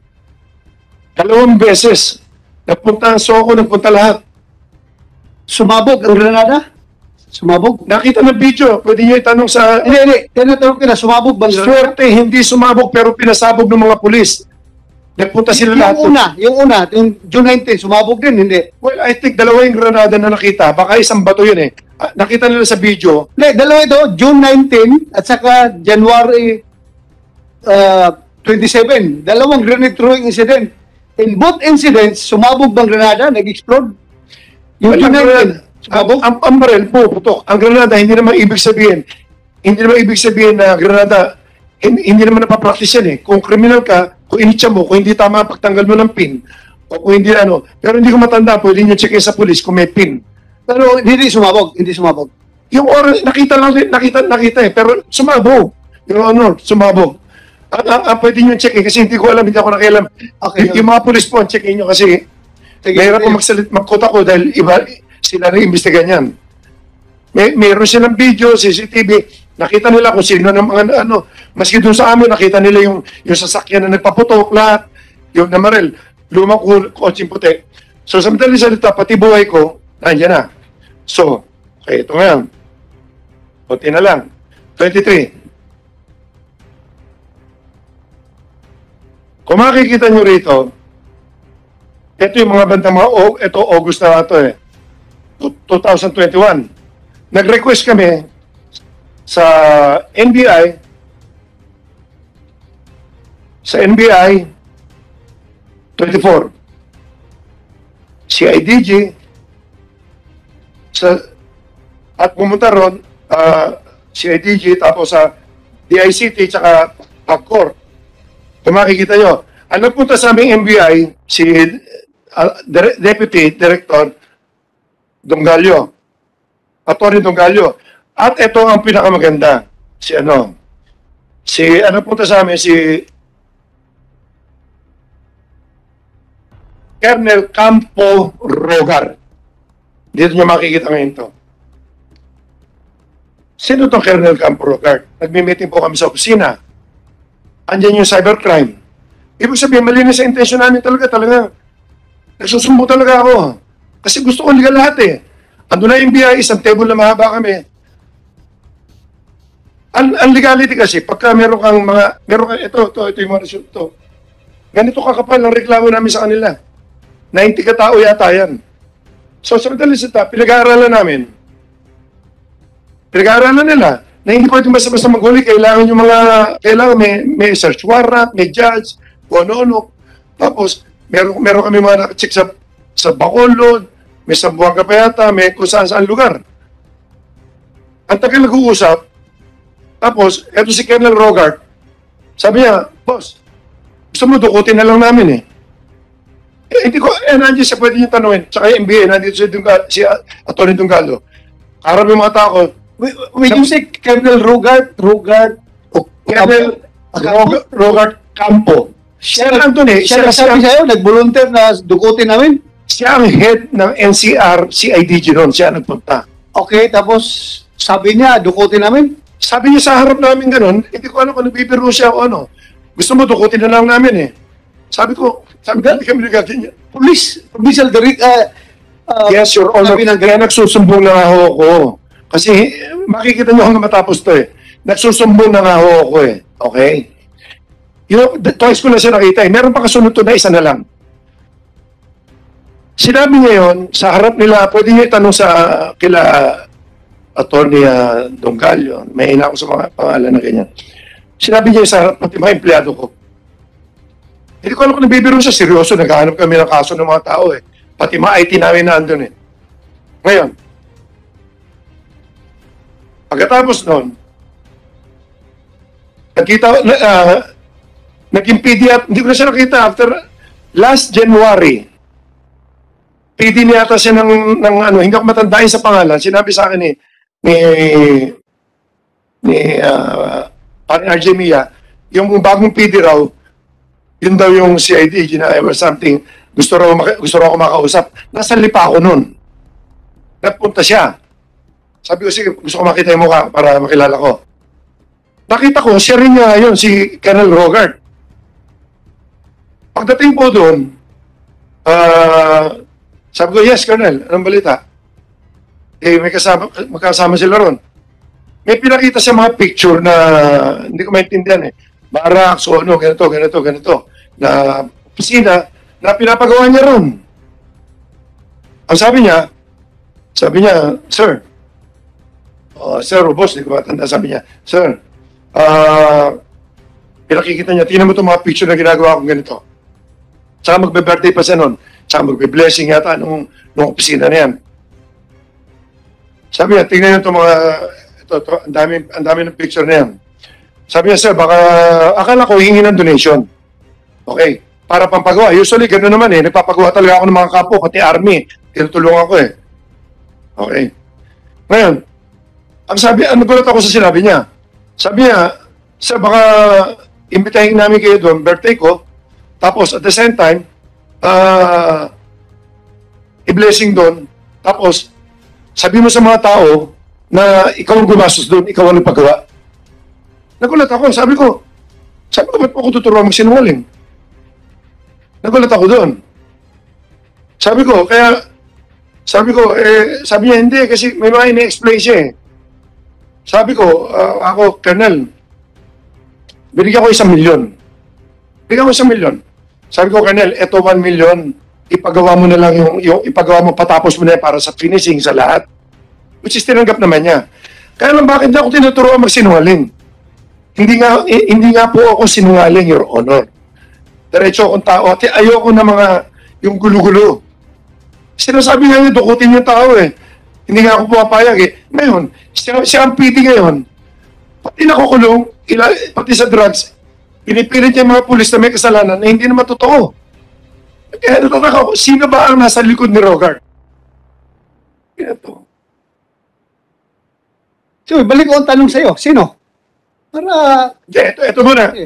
Bakit niya pinaplatid ang ba niya ako na pumunta ako sa kampo niya noong January birthday daw niya? Na sabihin ko sa mga tao ako nagpagawa ng kampo niya. Ano purpose nun? Hindi ko alam. Ayun. Nakita niyo naman tinatrabaho na ako 2019, pati bahay ko pinagbababaril na. Okay. Ngayon, sino na sa likod nito? Wala akong iisipin ba? Matino akong tao eh. Siyempre, kalaban ko sa negosyo. Sino-sino? Kapareho na sabi ko, iisang grupo to, malalaman ko naman kung sino mga nag-ooperate. Kaya alam ko, kung nandito na sana sila, ituturo. Talaga naman may papaliwanag ko, talaga sila nag-ooperate eh. Congressman ba? Ito, conclusion ko lang to ha. Okay, go ahead. Congressman ba na si Congressman ko pala. Si Congressman Tevez ba? Congressman Tevez ko yun. Siguro, isa sa kumpanya eh. Okay. Hindi naman siguro. Kasi matagal na ako nagtuturo. Ang totoo niyan, nagkausap kami ni Kong Arnie. Sabi niya, pinapatawag ako sa Senate. Sabi ko, kumusta na ba yung business mo? Sabi niya, binigay ko na sa iba yan. Parang ganun yata yung sinabi. Iba na nag-ooperate yan. Sabi ko, ako lang nagturo kasi kung paano gagawin nung panahon na nag-i-start siya, Your Honor.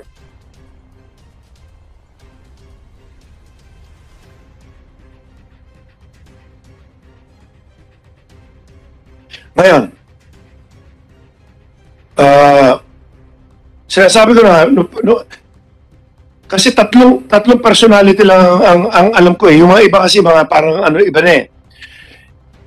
Yung isa, si Bong na nga eh. Alam natin, very powerful, hawak niya lahat. Hindi naman tayo magkaila eh. Mga pulis dito, lahat. Bong Pineda. Okay. Yung isa nag-ooperate yan. Sige. Alam naman natin ang kanya eh. Pag nagsinungaling pa sa sarap dito, iba na ang klase yun. Kasi lahat na nag-ooperate, Your Honor, maski ibang kumpanya, maski kami nag-ooperate, hindi naman pwede ilagay namin lagi ang pangalan namin eh. Kasi minsan bawal eh. Kapag si Kong Tevez, hindi niya pwede ilagay, di congressman siya. Mabuti na ibigay niya sa iba. Ngayon, kapag isa congressman ng pagkakilala ko, tsaka sila Congressman Patrick Antonio, I don't think na sila yan. Napaplanuhin nila ako. Si Bong Pineda, siguro maybe. Dahil sa power niya, sa pera niya, hawak niya presidente, hawak niya ang pulis, wala akong magagawa ko, wala akong connection sa pulis eh. Okay. Sila General Cascola na class 86 na kakilala ko rin naman, classmate niyo po yata, hindi ko rin masasabi sila. Pero, sino may connection dito? Sino mag-uutos kay Rogart? Nakausapin ako na ganyan. Tapos, lalabas sa mga testigo, tiga Tanay. Pati na sa Manila, yung sinasabi niya, si Denmar Simpuego, tao po yan ni Butch Inonog. Tiga Tanay din. Bakit lahat ng testigo rito, Tanay? Lahat ng kaso na kukuha namin, Tanay po. Normal, kasi 10 tao taga-Tanay ang missing, kaya taga-Tanay rin yung naging witness, taga-Tanay rin ang complainant. Yes, Your Honor. Kasi ang sinasabi ko lang, anim sa Manila nawala at the same time, apat doon sa Santa Cruz, Laguna, yung January 13, puro taga-Tanay yun. Bakit po, kaparo eto na, nasa Manila na tayo, bakit iisa lang ang nakakita, iisa lang ang nakarinig sa dami ng tao? Sino pa ba yung isa? Dalawa yata yung testigo nilang yan eh. At hindi rin natin tanungin kung pareho sila ng sinasabi. Sino yung isa? May section na isa. Tanungin din natin kung pareho kasi yun ang alam ko. Inimbestigahan ko na to eh. Yun siya, tao siya ni Inolog na sinabing nung una, ang sabi niya wala siyang alam. Sa sabong, sinasabi niya nung una hanggang sa naipit niyo, sinabi niyo may farm. Tapos saan siya nagsalita. Lumabas ngayon itong mga picture niya. Professional pala siya, nagbibitaw lahat. Ngayon, merong isa na nag-file kasi, nag-file sa Manila, sa DOJ. Ba't hindi rin natin tanungin din talaga kung kaninong tao talaga yan? na pwede niyo patawag ngayon. Gusto ko lang marinig din eh. Sila, kung ano ba, sila, ano? Jojo? Edison Sexton, please lang po, Sige, basta, kung kanino tao. lahat ng kagustuhan mo, lahat ng request mo para sabihin mo talaga na hindi ako bias dito sa hearing nito, pagbigyan kita. Marami po salamat Tanungin po. ko yan lahat. Para maliwanagan po. Oo. Yes, Tanungin ko yan lahat. Pwede rin Huwag ka natin mag-alala. patawag. Kasi bakit, Neutral ako dito. Tatanungin ko yan. bakit, Your Honor, bakit lagi puro tigatan na yung nakakarinig at nakakakita? Eh, ang daming tao, maski tanungin nyo, 400 ng tao sa loob ng arena. Kasi, Yung iba siya lang rin ang matapang na magsabi dahil worried siya dahil kasamahan niya sa tanay yung pinagdadala sa basement na pinasakay ng sasakyan, yung iba takot magsabi. Pwede rin ganon. Pero sige lang, we will consider your Your Honor, yan po ang conclusion po nyo. Conclusion po natin. Your Honor, pasensya. hindi ang conclusion, kundi observation ko yan na matapang siya nagsabi. Alangan naman, hindi natin entertainin ito. This is a breakthrough Yes. sa missing persons. Kasi napacheck ko po ito, pwede po ba natin mapatawag yung isa, yung Section, sige. Natin kung pareho nga sila eh. Kumsik. Ready mo mamaya si Kumsi section. Sige, pagbigyan kita. Huwag ka magkalala. Continue. Tapos na ako, konting wala na eh. Tapos na ako. So, yan ang question ko. Bakit? Kaparo si Rogart, si Colonel Campo, siya ngayon ang PD dyan. Lahat ng mga ebidensya lahat sa Laguna ng gagaling, tsaka Tanay. Paano nangyayari yan? Siya rin na po pumilit na isabit yung mga pulis. Alam ko,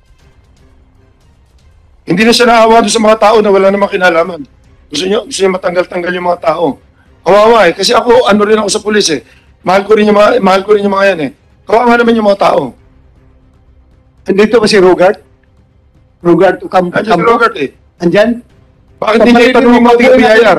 Open natin. Hindi po ba? Ba't hindi niyo itanong kay Rogart yung mga BIR na nababalitaan ko sa kanya? So, in short ha, Mr. Atungan, para klaro sa committee na ito at sa mga tao na nanonood ngayon sa ating hearing,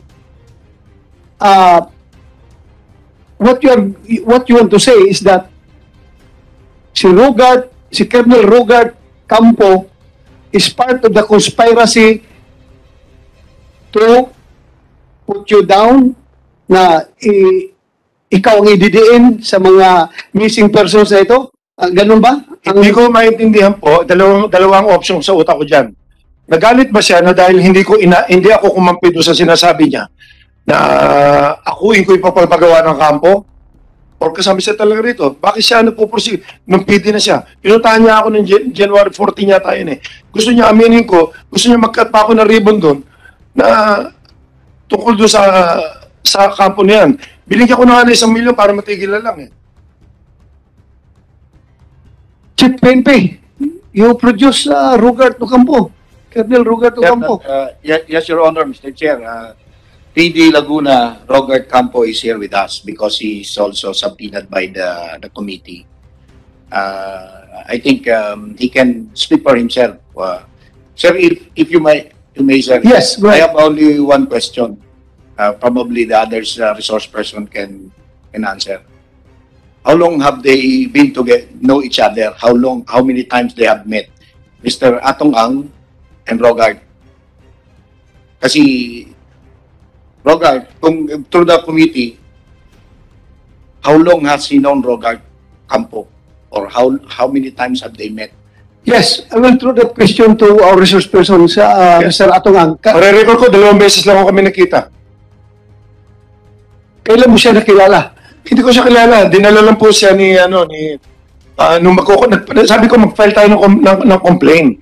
Hindi ko kilala si Rogart eh. Una-una hindi ako talaga matandain sa pangalan at hindi ko siya kilala. Nakita ko lang siya doon nung si Joseph, si Rogart. Yan si Rogart. So, ganun ka kabait, Mr. Atungang, ha? Bigay ka ng 1 million. Hindi, first time na kayo nakita, ganun ka mabuting... Pwede niyo check, meron kasi kaming foundation. Tumutulong. Pero ka nang sabi ko sa inyo, mahigit 1 billion yata ang naibig-donate namin. Maski checkin nyo sa mga kampo kung saan.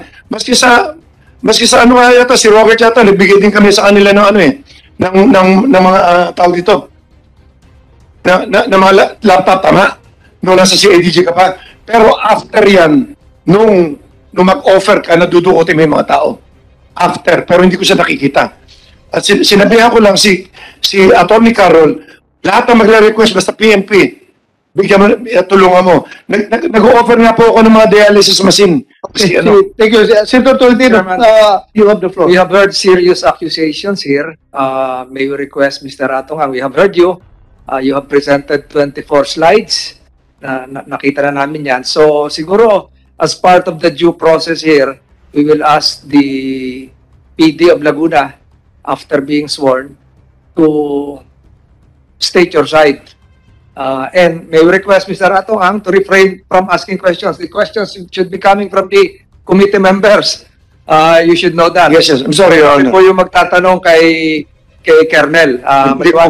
Maliwanag po yun, sir. Yes, Your Honor. Nakapagsalita na kayo, pinagbigyan na kayo ng committee, narinig na namin kayo, pakikinggan naman namin si Kernel ngayon. Yes, Your Honor, kasi tumingin siya, nabigla lang ako. Refrain from pointing fingers para hindi naman po mapahiya yung taong inaakusahan nyo. Yes, Your Honor. Respect the rules of the committee. Yes, Mr. I'm sorry. Thank you, thank you. Okay. Thank you, Senator Tolentino.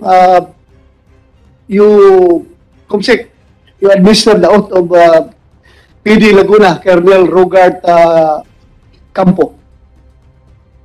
Please raise your right hand, sir. Do you swear to tell the truth, the whole truth, and nothing but the truth in this investigation, sir? Thank you, sir. Please take seat. Rogart Campo, Colonel Campo, narinig mo yung mga akusasyon ni Mr. Atong Ang sa'yo kanina? Yes, sir. Na apparently you are a part of a conspiracy to put him down? At meron pa siya sinabi na ikaw daw ay nag-volunteer na dukutin na lang yung mga suspect na yan? Narinig ko po kanina. So narinig mo lahat ng sinabi niya kanina? Yes, sir. Okay, you have the floor. Either you confirm or deny lang yung sinasabi ni Mr. Atong Ang. Sir, ganito po yun, sir. Last year, nung ako po yung nasa assigned pa sa NCR CIDG as the regional chief,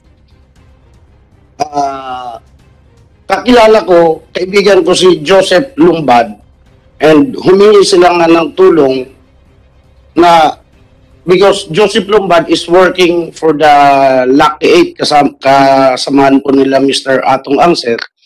And ang sabi ko, gawa po kayo ng letter request for police assistance. Yun na nga po yung i-present po kanina at naka-address nga po yun kay General Ferro sa Director CIDG.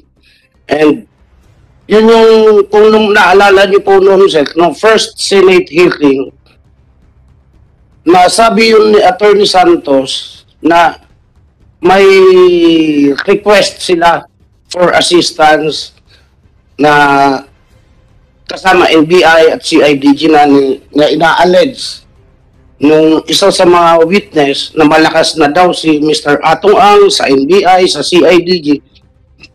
Pero sa amin, sir, for purposes na kailangan po naman talaga namin, kayo po, sir, lahat naman tayo bilang police, for police assistance, intervention, kailangan may basis. Kaya gumawa po ng sulat si Attorney Santos from the Lucky 8 Corporation, address to Director CIDG, ako po ang nag-receive, and nag-usap-usap na po kami, kasama na po noon yung NBI. That's the first time na doon nga po nagpunta kami minsan sa office na ni Mr. Atong Ang sa Mandaluyong, sir. At saka, sandali it was recorded during the last hearing. Yes, sir. Na si outgoing CIDG Director, General Ferro, was blinded by that operation. Hindi niya alam. Hanggang sa'yo lang ang coordination, hindi niya alam. Diba? Naggulat pa nga siya. Meron pala kayong operation na ganun ginagawa. Hindi niyo pinapaalam yung director ninyo. Sinabi ko po yung sa kanya kasi kung makikita niyo po, sir, yung letter request for police assistance addressed to Director CIDG, ako na sabi naman ni General Ferro po noon, sir. O, ikaw na no, yung bahala. Sa NCR, CIDG na, kayo na humawak. Kaya ako na po ang nag-receive, sir. And after the police operation, may Pero natin ha, nag-deny si General Pero na hindi niya alam yun. Tapos sa'yo, nagsasabi ka na siya nagsabi sa'yo na ikaw ang bahala. Yes, sir. After the police operation that we have conducted, sir, entrapment operation, we have submitted a spot report and development report na may huli po kami, address na nakasuhan, nakasuhan, ginawan po namin ng spot report at address po yung sa Director CIDG, sir. Kaya hindi po pwedeng sabihin na hindi po nila alam, sir. So yung sinabi ni Atong Ang na nag-volunteer ka daw na pagdudukotin nila yung mga tao na yan. Yes, sir. Ganito po yan, sir. Sir? Ganito po, sir, ang kwento dyan, sir. Nagkaroon mo muna. Yes, sir. Totoo yan, sinabi mo during the meeting. Sir, hindi ko na po matandaan kung nasabi ko, pero kung may nabitawan na akong salita, pero pabito man siguro, sir, hindi ko na matatandaan, sir. Pero nagkakaroon po kami ng case conference meeting together with the anti-cyber crime, with the NBI po, sir. Dali, makinig ka. Ikaw ay hindi ka pa retired, hindi ka pa malimutin. Words like that, you cannot just easily slip by your mind. Yung sinabi mo na nag-volunteer ka sa kanya na pagdudukutin lang natin yan, sir. True or false? No, sir. Ha? No. Yes, sir. So nagsinungaling si Atong Ang. Hindi ko na po matatandaan, sir. Huwag kang selective, ha? Selective. Permission to make statement, sir. Nag-out ka, ha? Yes, sir. Police kernel ka. Yes, sir. Dapat responsible ka sa lahat ng pinagsasabi mo. So, permission to make statement, sir. false. Nagsinungaling si Mr. Atong Ang. Ako, sir, di ko po kayang, di ko naman na matatandaan lahat, sir, kasi after our case conference, sir, pinag-usapan nga po namin, sige, pinag-usapan po namin noon, sir, together with the anti-cybercrime, with the NBI, nag-sharing nga po kami, kasi nag-sharing kami, ito ang target. Within NCR, Metro Manila, sir, sa amin, ng NCR CIDG, napunta yung mga target na involved sa cloning. At kasama ko noon, yung anti-cybercrime. Yung outside Okay na, sinsettle mo yun. Nag-conduct yan ng operation, at NBI, yes, sir. request nila sa NBI, Manila po, sir. nag-conduct operation, positive results. Yes, sir. Legal lahat yun. Yes, Walang sir. problema, di ba? Wala Opo, tayong kita problema doon, legal lahat yun. Ito na namang sinabi niya kanina na binigyan kanya ng 1 million. Yes, sir. Yun, tinanggap mo. Sir, may letter request po kami. Kasi, even, totoo po yung sinasabi ni Mr. Atong Ang, sir, na even nung ako'y nasa CIDG, talagang kulang ang gamit din ng kapulisan. Alam mo, Okay, sige. Tinanggap mo. Nag-donate siya ng computer, sir, 10 laptop. Okay. Tinanggap po namin nung nasa Laguna ako, sir. Gaano kayo ka-close ni Mr. Atong Ang? Hindi kami ganun ka-close po, sir. Ilang bisis lang kayo nagkikita? Yun nga, sir, nung doon sa office niya, nung nag-case conference po kami with the anti-cybercrime, with NBI, and then nung pangalawa nung sa Lipa, sir, na ako'y PD na po ng Laguna, na How about itong si Juan? Si Julia Patidungan? Matagal mo na itong kilala? nung sa Laguna na lang po kami kilala niyan, sir, ni Don, sir. Palagi kayo nagtatawagan ng cellphone? Nagkakatawagan po, sir. Okay. Si Mr. Atong Away, sinabi pa kanina na gusto mo daw siya magsinungaling na pinapaangkin mo sa kanya na siya ang nag-finance na paggawa ng building ninyo. Tumulong po, sir. Totoo yan na gusto mong magsinungaling siya. Sinabi ko lang, sir, tumulong siya. Hindi nga, kaya nga tumulong siya, di ba? Sabi niya, nagtataka doon siya, bakit pinapaangkin mo sa kanya yung pag-construct ng building ninyo doon sa kampo. Yun ang sabi niya. Totoo yan na sinabihan mo siya na sabihin mo sa mga tao na ikaw ang paggawa nito. Yung isang portion po siguro, sir, talagang siya dahil nagbigay nga po siya ng 1 million na tulong, sir, for renovation. Hindi lang po isang building ang nag-renovate ko po sa ano, Ako, hindi kita minamasama diyan sa pagpapagay ko ng tulong. Kasi ako naging pulis rin ako. Yes. Normal talaga yan na maglapit tayo sa mga politiko, sa mga negosyante. Tulong sa para hindi naman binubulsa yun eh. Gawa ng kampo, okay lang yun. Pa-repair. Marami ba mga mababait na tao, kagaya ni Atong Ang, na mabilis magbigay ng suporta. So, okay lang sa akin. Kino-confirm ko lang ito ngayon sa'yo para, kasi sinasabi ni Atong Ang na you are apparently a part of the conspiracy to put him down. Ay, hindi ko masasabing part ako, sir. Kasi, alam ko naman, ginagawa ko. Diretsahin kita. Sabi niya, ang pinaka-suspect niya is Mr. Bong Pineda. Yes, sir. May kaibigan ba kayo ni Bong Pineda? Hindi, sir. Hindi? Hindi po, sir. General Kaskulan? Hindi din, sir. Oo. Naging CPNP mo yun, hindi mo kilala. Hindi, kaibigan mo. Bata ka ba? Hindi, sir. Hindi. Sino naglagay sa USPD ng Kalamba? During the time of General Eliazar po, sir. General Eliazar? Yes, sir. O ito yung mga kaso ni Julie Patindungan na apparently parang gawa-gawa lang daw. Sabi niya itong ang para i-pin down yung tao niya. Ano masasabi mo doon sa mga kaso na hinaharap ni Patindungan? Yung mga double attempted murder, frustrated murder? Wala akong masasabing may kinakap. Hindi mo time yun? Hindi po, sir.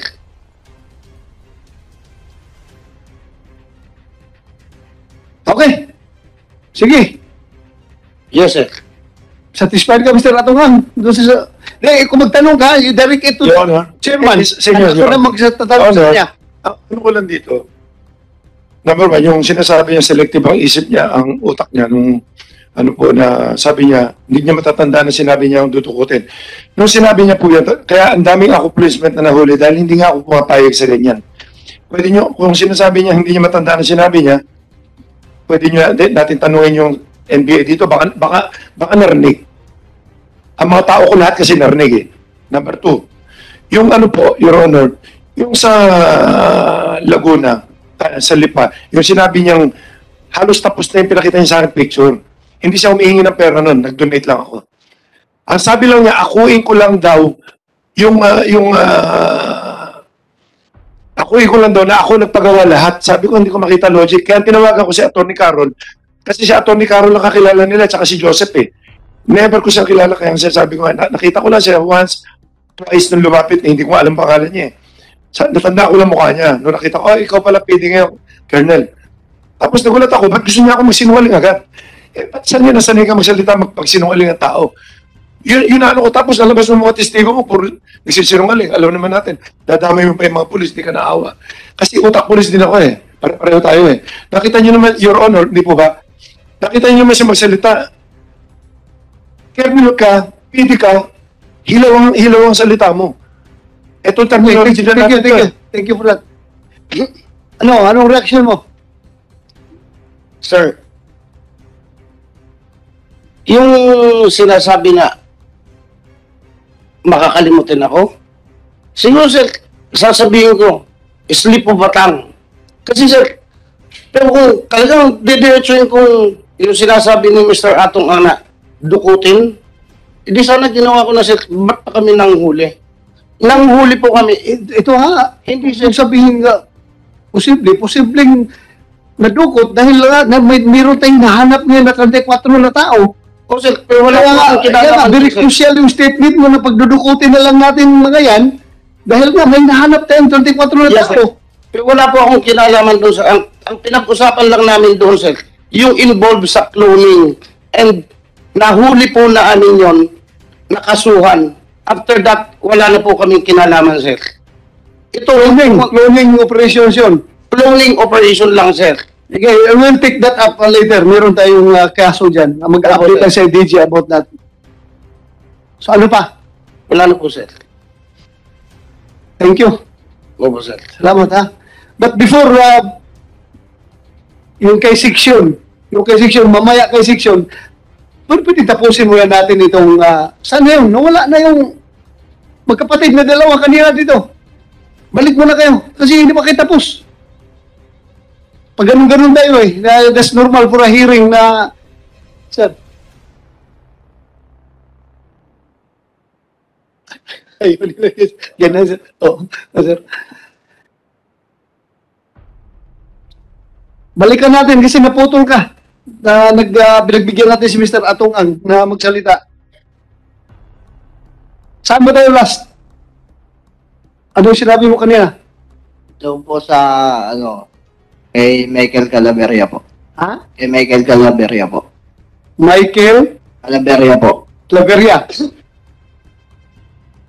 Doon ito nangyari, sa loob ito ng sabungan o sa safe house o sa police station? Sa loob po ng sabungan nangyari po yun. Okay, sige, tuloy mo. Yung pong,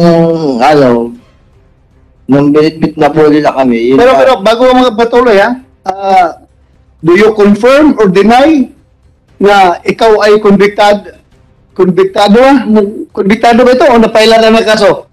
Convicted po your Convicted ka ng drug case noong 2002? Opo. Na lang po ako doon, Your Honor, na para pong na-set up lang po kami doon. Para pong na-set up? Opo. Pero gumamit ka talaga noon? Noon po. Oh, gumamit ka.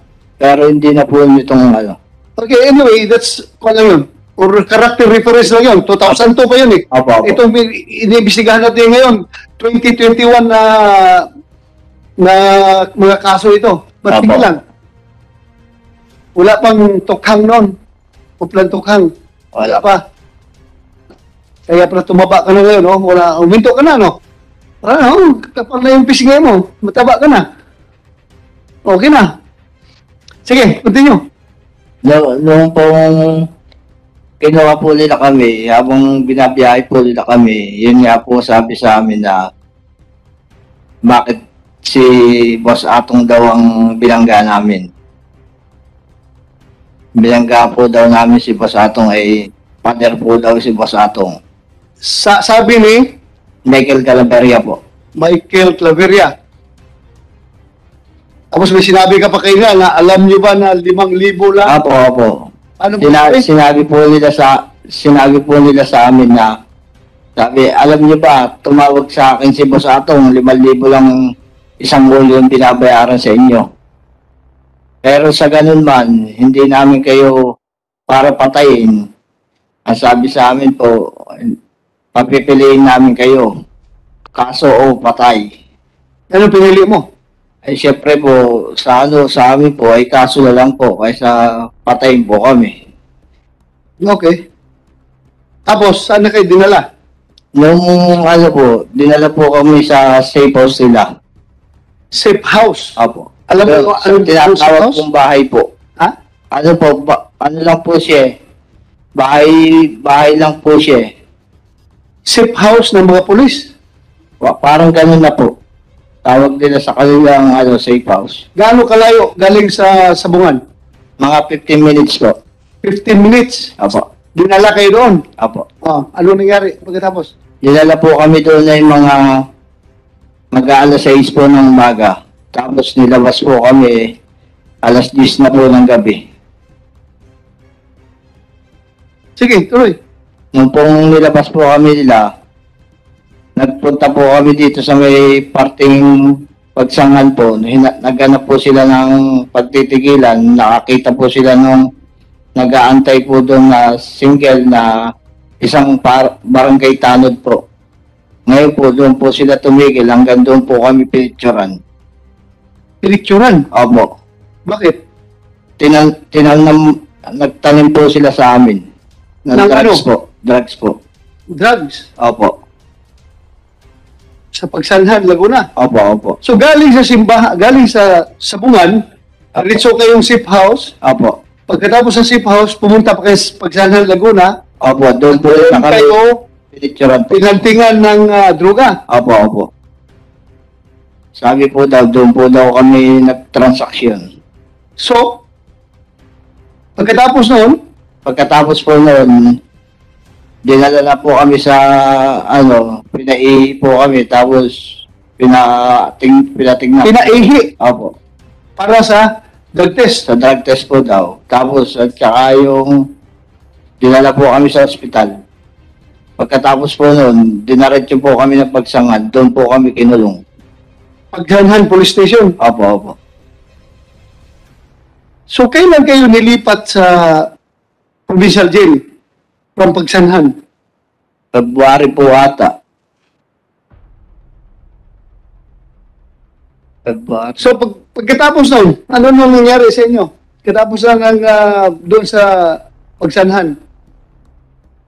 Doon po, nung kami kinasuhan na po, nag-ano na po, yung mga kasama namin, nagpiyansa, kami po, hindi po namin kaya. Kaya, napipilitan po kami mangulungan po.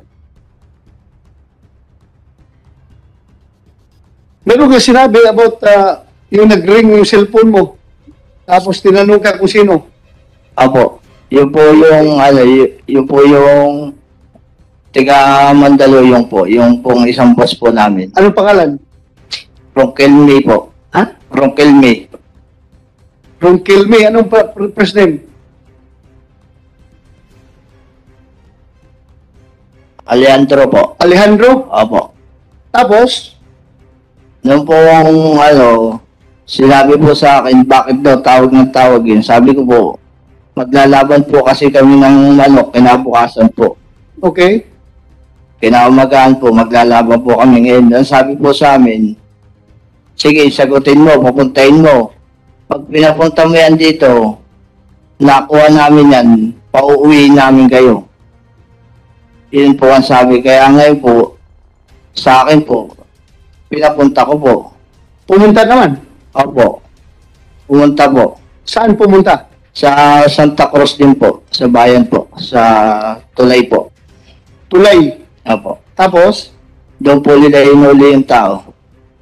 Hinuli nila? Opo, may dala pong manok. Si Ronquilme? Opo. Saan nila dinala?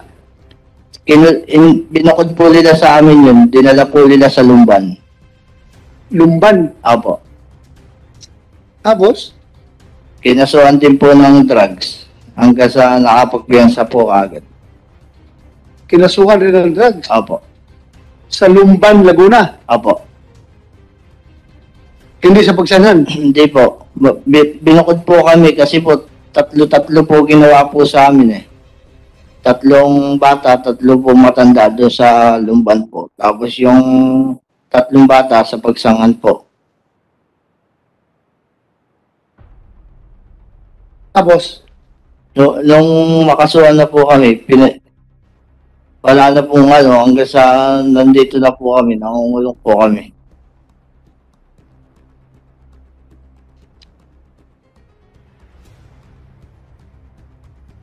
Pero kung sinabi sa affidavit mo doon sa NBI, nasabi mo, hindi kayo pinatay dahil may umarbor sa inyo. Sino bang umarbor sa inyo? Si Mayor Volter po daw. Mayor? Volter. Volter? Tiga Malaya po yun. Malaya? Opo. Siya ang tumawag po daw kay Boss Atong. Tumawag kay Boss Atong? Opo. Na ano? Na inarbor po daw kami, kaya kami nabuhay. Kaya kayo hindi pinatay. Kasi inarbor kayo? Opo. Volter no sir, Mayor Volter. Anong plus name ng Mayor Volter yan? Yun lang po pagkakakilala ko po doon eh. Ano na po yun eh, stroke na po ngayon eh. Na-stroke? Opo, na-stroke na po ngayon. Pero nung 22... Mayor siya na anong bayan? Nang Punta po. Ha? Punta. Punta? Opo. Punta Rizal? Opo. Ano na po yun? Ex-mayor po. Ex-mayor. Ex-mayor? Opo. Tapos yun, na-stroke na? Opo. Siya daw ang tumawag? Opo. Kanino? Kay Mr. Atong po. Mr. Chairman? Yes, sir. Paano mo nalaman? Nung po, In-arbor kayo? na po dumalaw po sa amin yung lola po nung kasama po namin, kinuwento po sa amin. Sabi, pasalamat kayo kay Mayor Bolter. Tumawag siya kay Boss Atong. Kung hindi, matitiklop na kayo noon. Eh, siya po daw Mayor Bolter ay may kaugnayan po sa kanila. May, kumbaga, nakakausap po niya si Boss Atong po daw. Kaya, natawagan po niya kaagad. Oh, Boss Atong. Pero Boss Atong. Yun, sana to oras na to matawagan, wala kasi akong kilala. Una-una, hindi talaga ako nagmimemorya ng pangalan. Sana matawagan kagad ngayon yung mayor na yan para malaman kung kilala niya ako. Kung nakakausap ko kung oras na to, sana matawagan. So ikaw, ang sinasabi mo, wala kang kilalang Mayor Voltaire. Hindi ko, wala. Dating Mayor Your Honor. Voltaire Rizal. Wala akong kilala na ganyan, wala talaga. Alright. Yun ko, sir, yung Mayor Voltaire pala ng Halahala Rizal, dating mayor ng Halahala Rizal. This is according to the affidavit sa NBI. Apo. Wala na ngayon yung mayor na yun? Nasa kapatid ko po. Buhay na? Ay, buhay pa? Apo. Buhay pa po. Pwede tanongin ng committee. Anyway, if you don't mind, Mr. Chairman, mayroon akong Yes, sir. Go ahead. kay Mr. Ang. Granted na mayroong tsope. Granted, palagyan na natin na mayroong mga nagtsope sa kwento at saka sa mga balitaan natin. Wala ba sa rules ng isabong how to sanction these game fixers? Ano ang mga rules ninyo pagka gano'n? Hindi ba dapat masyadong malaganap yung isabong para hindi natin intindihin yung sinasabing mga chope-chope na yun. So, ano ang mga rules or may mga sanctions na ginagawa ninyo kung merong chope na nangyayari? Your Honor, ang chope nga kasi, kapareho niya, sa ordinary sabungan, pag may chope, yung ordinary to, yung without yung mga online na yan. Pagka yung chope doon, talagang hindi nila tinutuloy, sinasaktan ng tao, kung anong ginagawa. Ngayon dito sa amin, hindi kasi hindi namin malalaman. Pag meron kami nakita na alanganin, magre-request silang palitan lang namin ng manok. Ngayon, yung sinasabi nila na nanyupi sila, kumusta sila, Your Honor, hindi namin malalaman talaga yun. Kasi, pag nakita namin depresya, papalitan lang namin ng manok or hindi namin ipatutuloy yun. Ganun ang mangyayari. Pero hindi namin malalaman yung honor ng chope kasi hindi kami ang kapustahan. Ang kapustahan nila taong bayan papasok lang sa makina, tapos withdrawin nila. Mahirap po matrace Hindi basta-basta matitrace ang chope Pero hindi ko alam kung paano ginagawa nilang chope, bakit nakakapusta sila ng ganun sa kabila. Tapos isang grupo pa nga sila. So, sa inyong, ano ba tawag sa inyo rito? Kayo yung namamahala Like for example, Lucky 8. Ano kayo sa isabong? Kayo operator. Nung isabong. Service provider lang kami, Your Honor. Service provider kayo ng isabong. Yung lahat ng mga nagsasabong po sa amin, member namin, tapos ibinebenta lang namin sa kanila yung palabas namin sa mga tao. Tapos kumukuha lang kami porsyento, tapos doon kami binibigyan namin yung kalahati sa mga agents, sa mga ganyan. Tapos, total, mukhang ayaw suspindihin ng pagkor yung isabong muna habang nag-iimbestiga, no? Hindi ba kayo dapat gumawa ng paraan na magkaroon kayo ng mga sanctions o mga rules dyan sa mga game fixers? Binabantayan po namin, pero talaga, wala naman po talaga, ako, sa aming pananaw, walang chope Kasi, tuloy-tuloy ang sabong, wala naman sinasabi lang na nyonyope sila, base doon sa sales, sa history nila, nakikita ko, bakit nila kinukontra lagi ito? Pero yung kapareho nga yung isa ni Inonog, nakalaban pa nung manok kabuti pa ako natalo doon. So, paano ko sasabihin chope yun, Your Honor? So, basta sa amin, talagang group kami. Imposible makapasok ang chope pag hindi talaga is either pininas mo yung manok, pero sarili namin manok, I don't think na may gagawa ng ganyan Kasi membership to All right, Mr. Chairman, perhaps pagkatapos dito sa we can hear from Mr. Butch Inonog na ilang beses na banggit kanina. Yes, sir. Yes, sir. Yun, may isa pa po yata yung kasabay niyan. Ah, Section. Okay na po. okay ka na?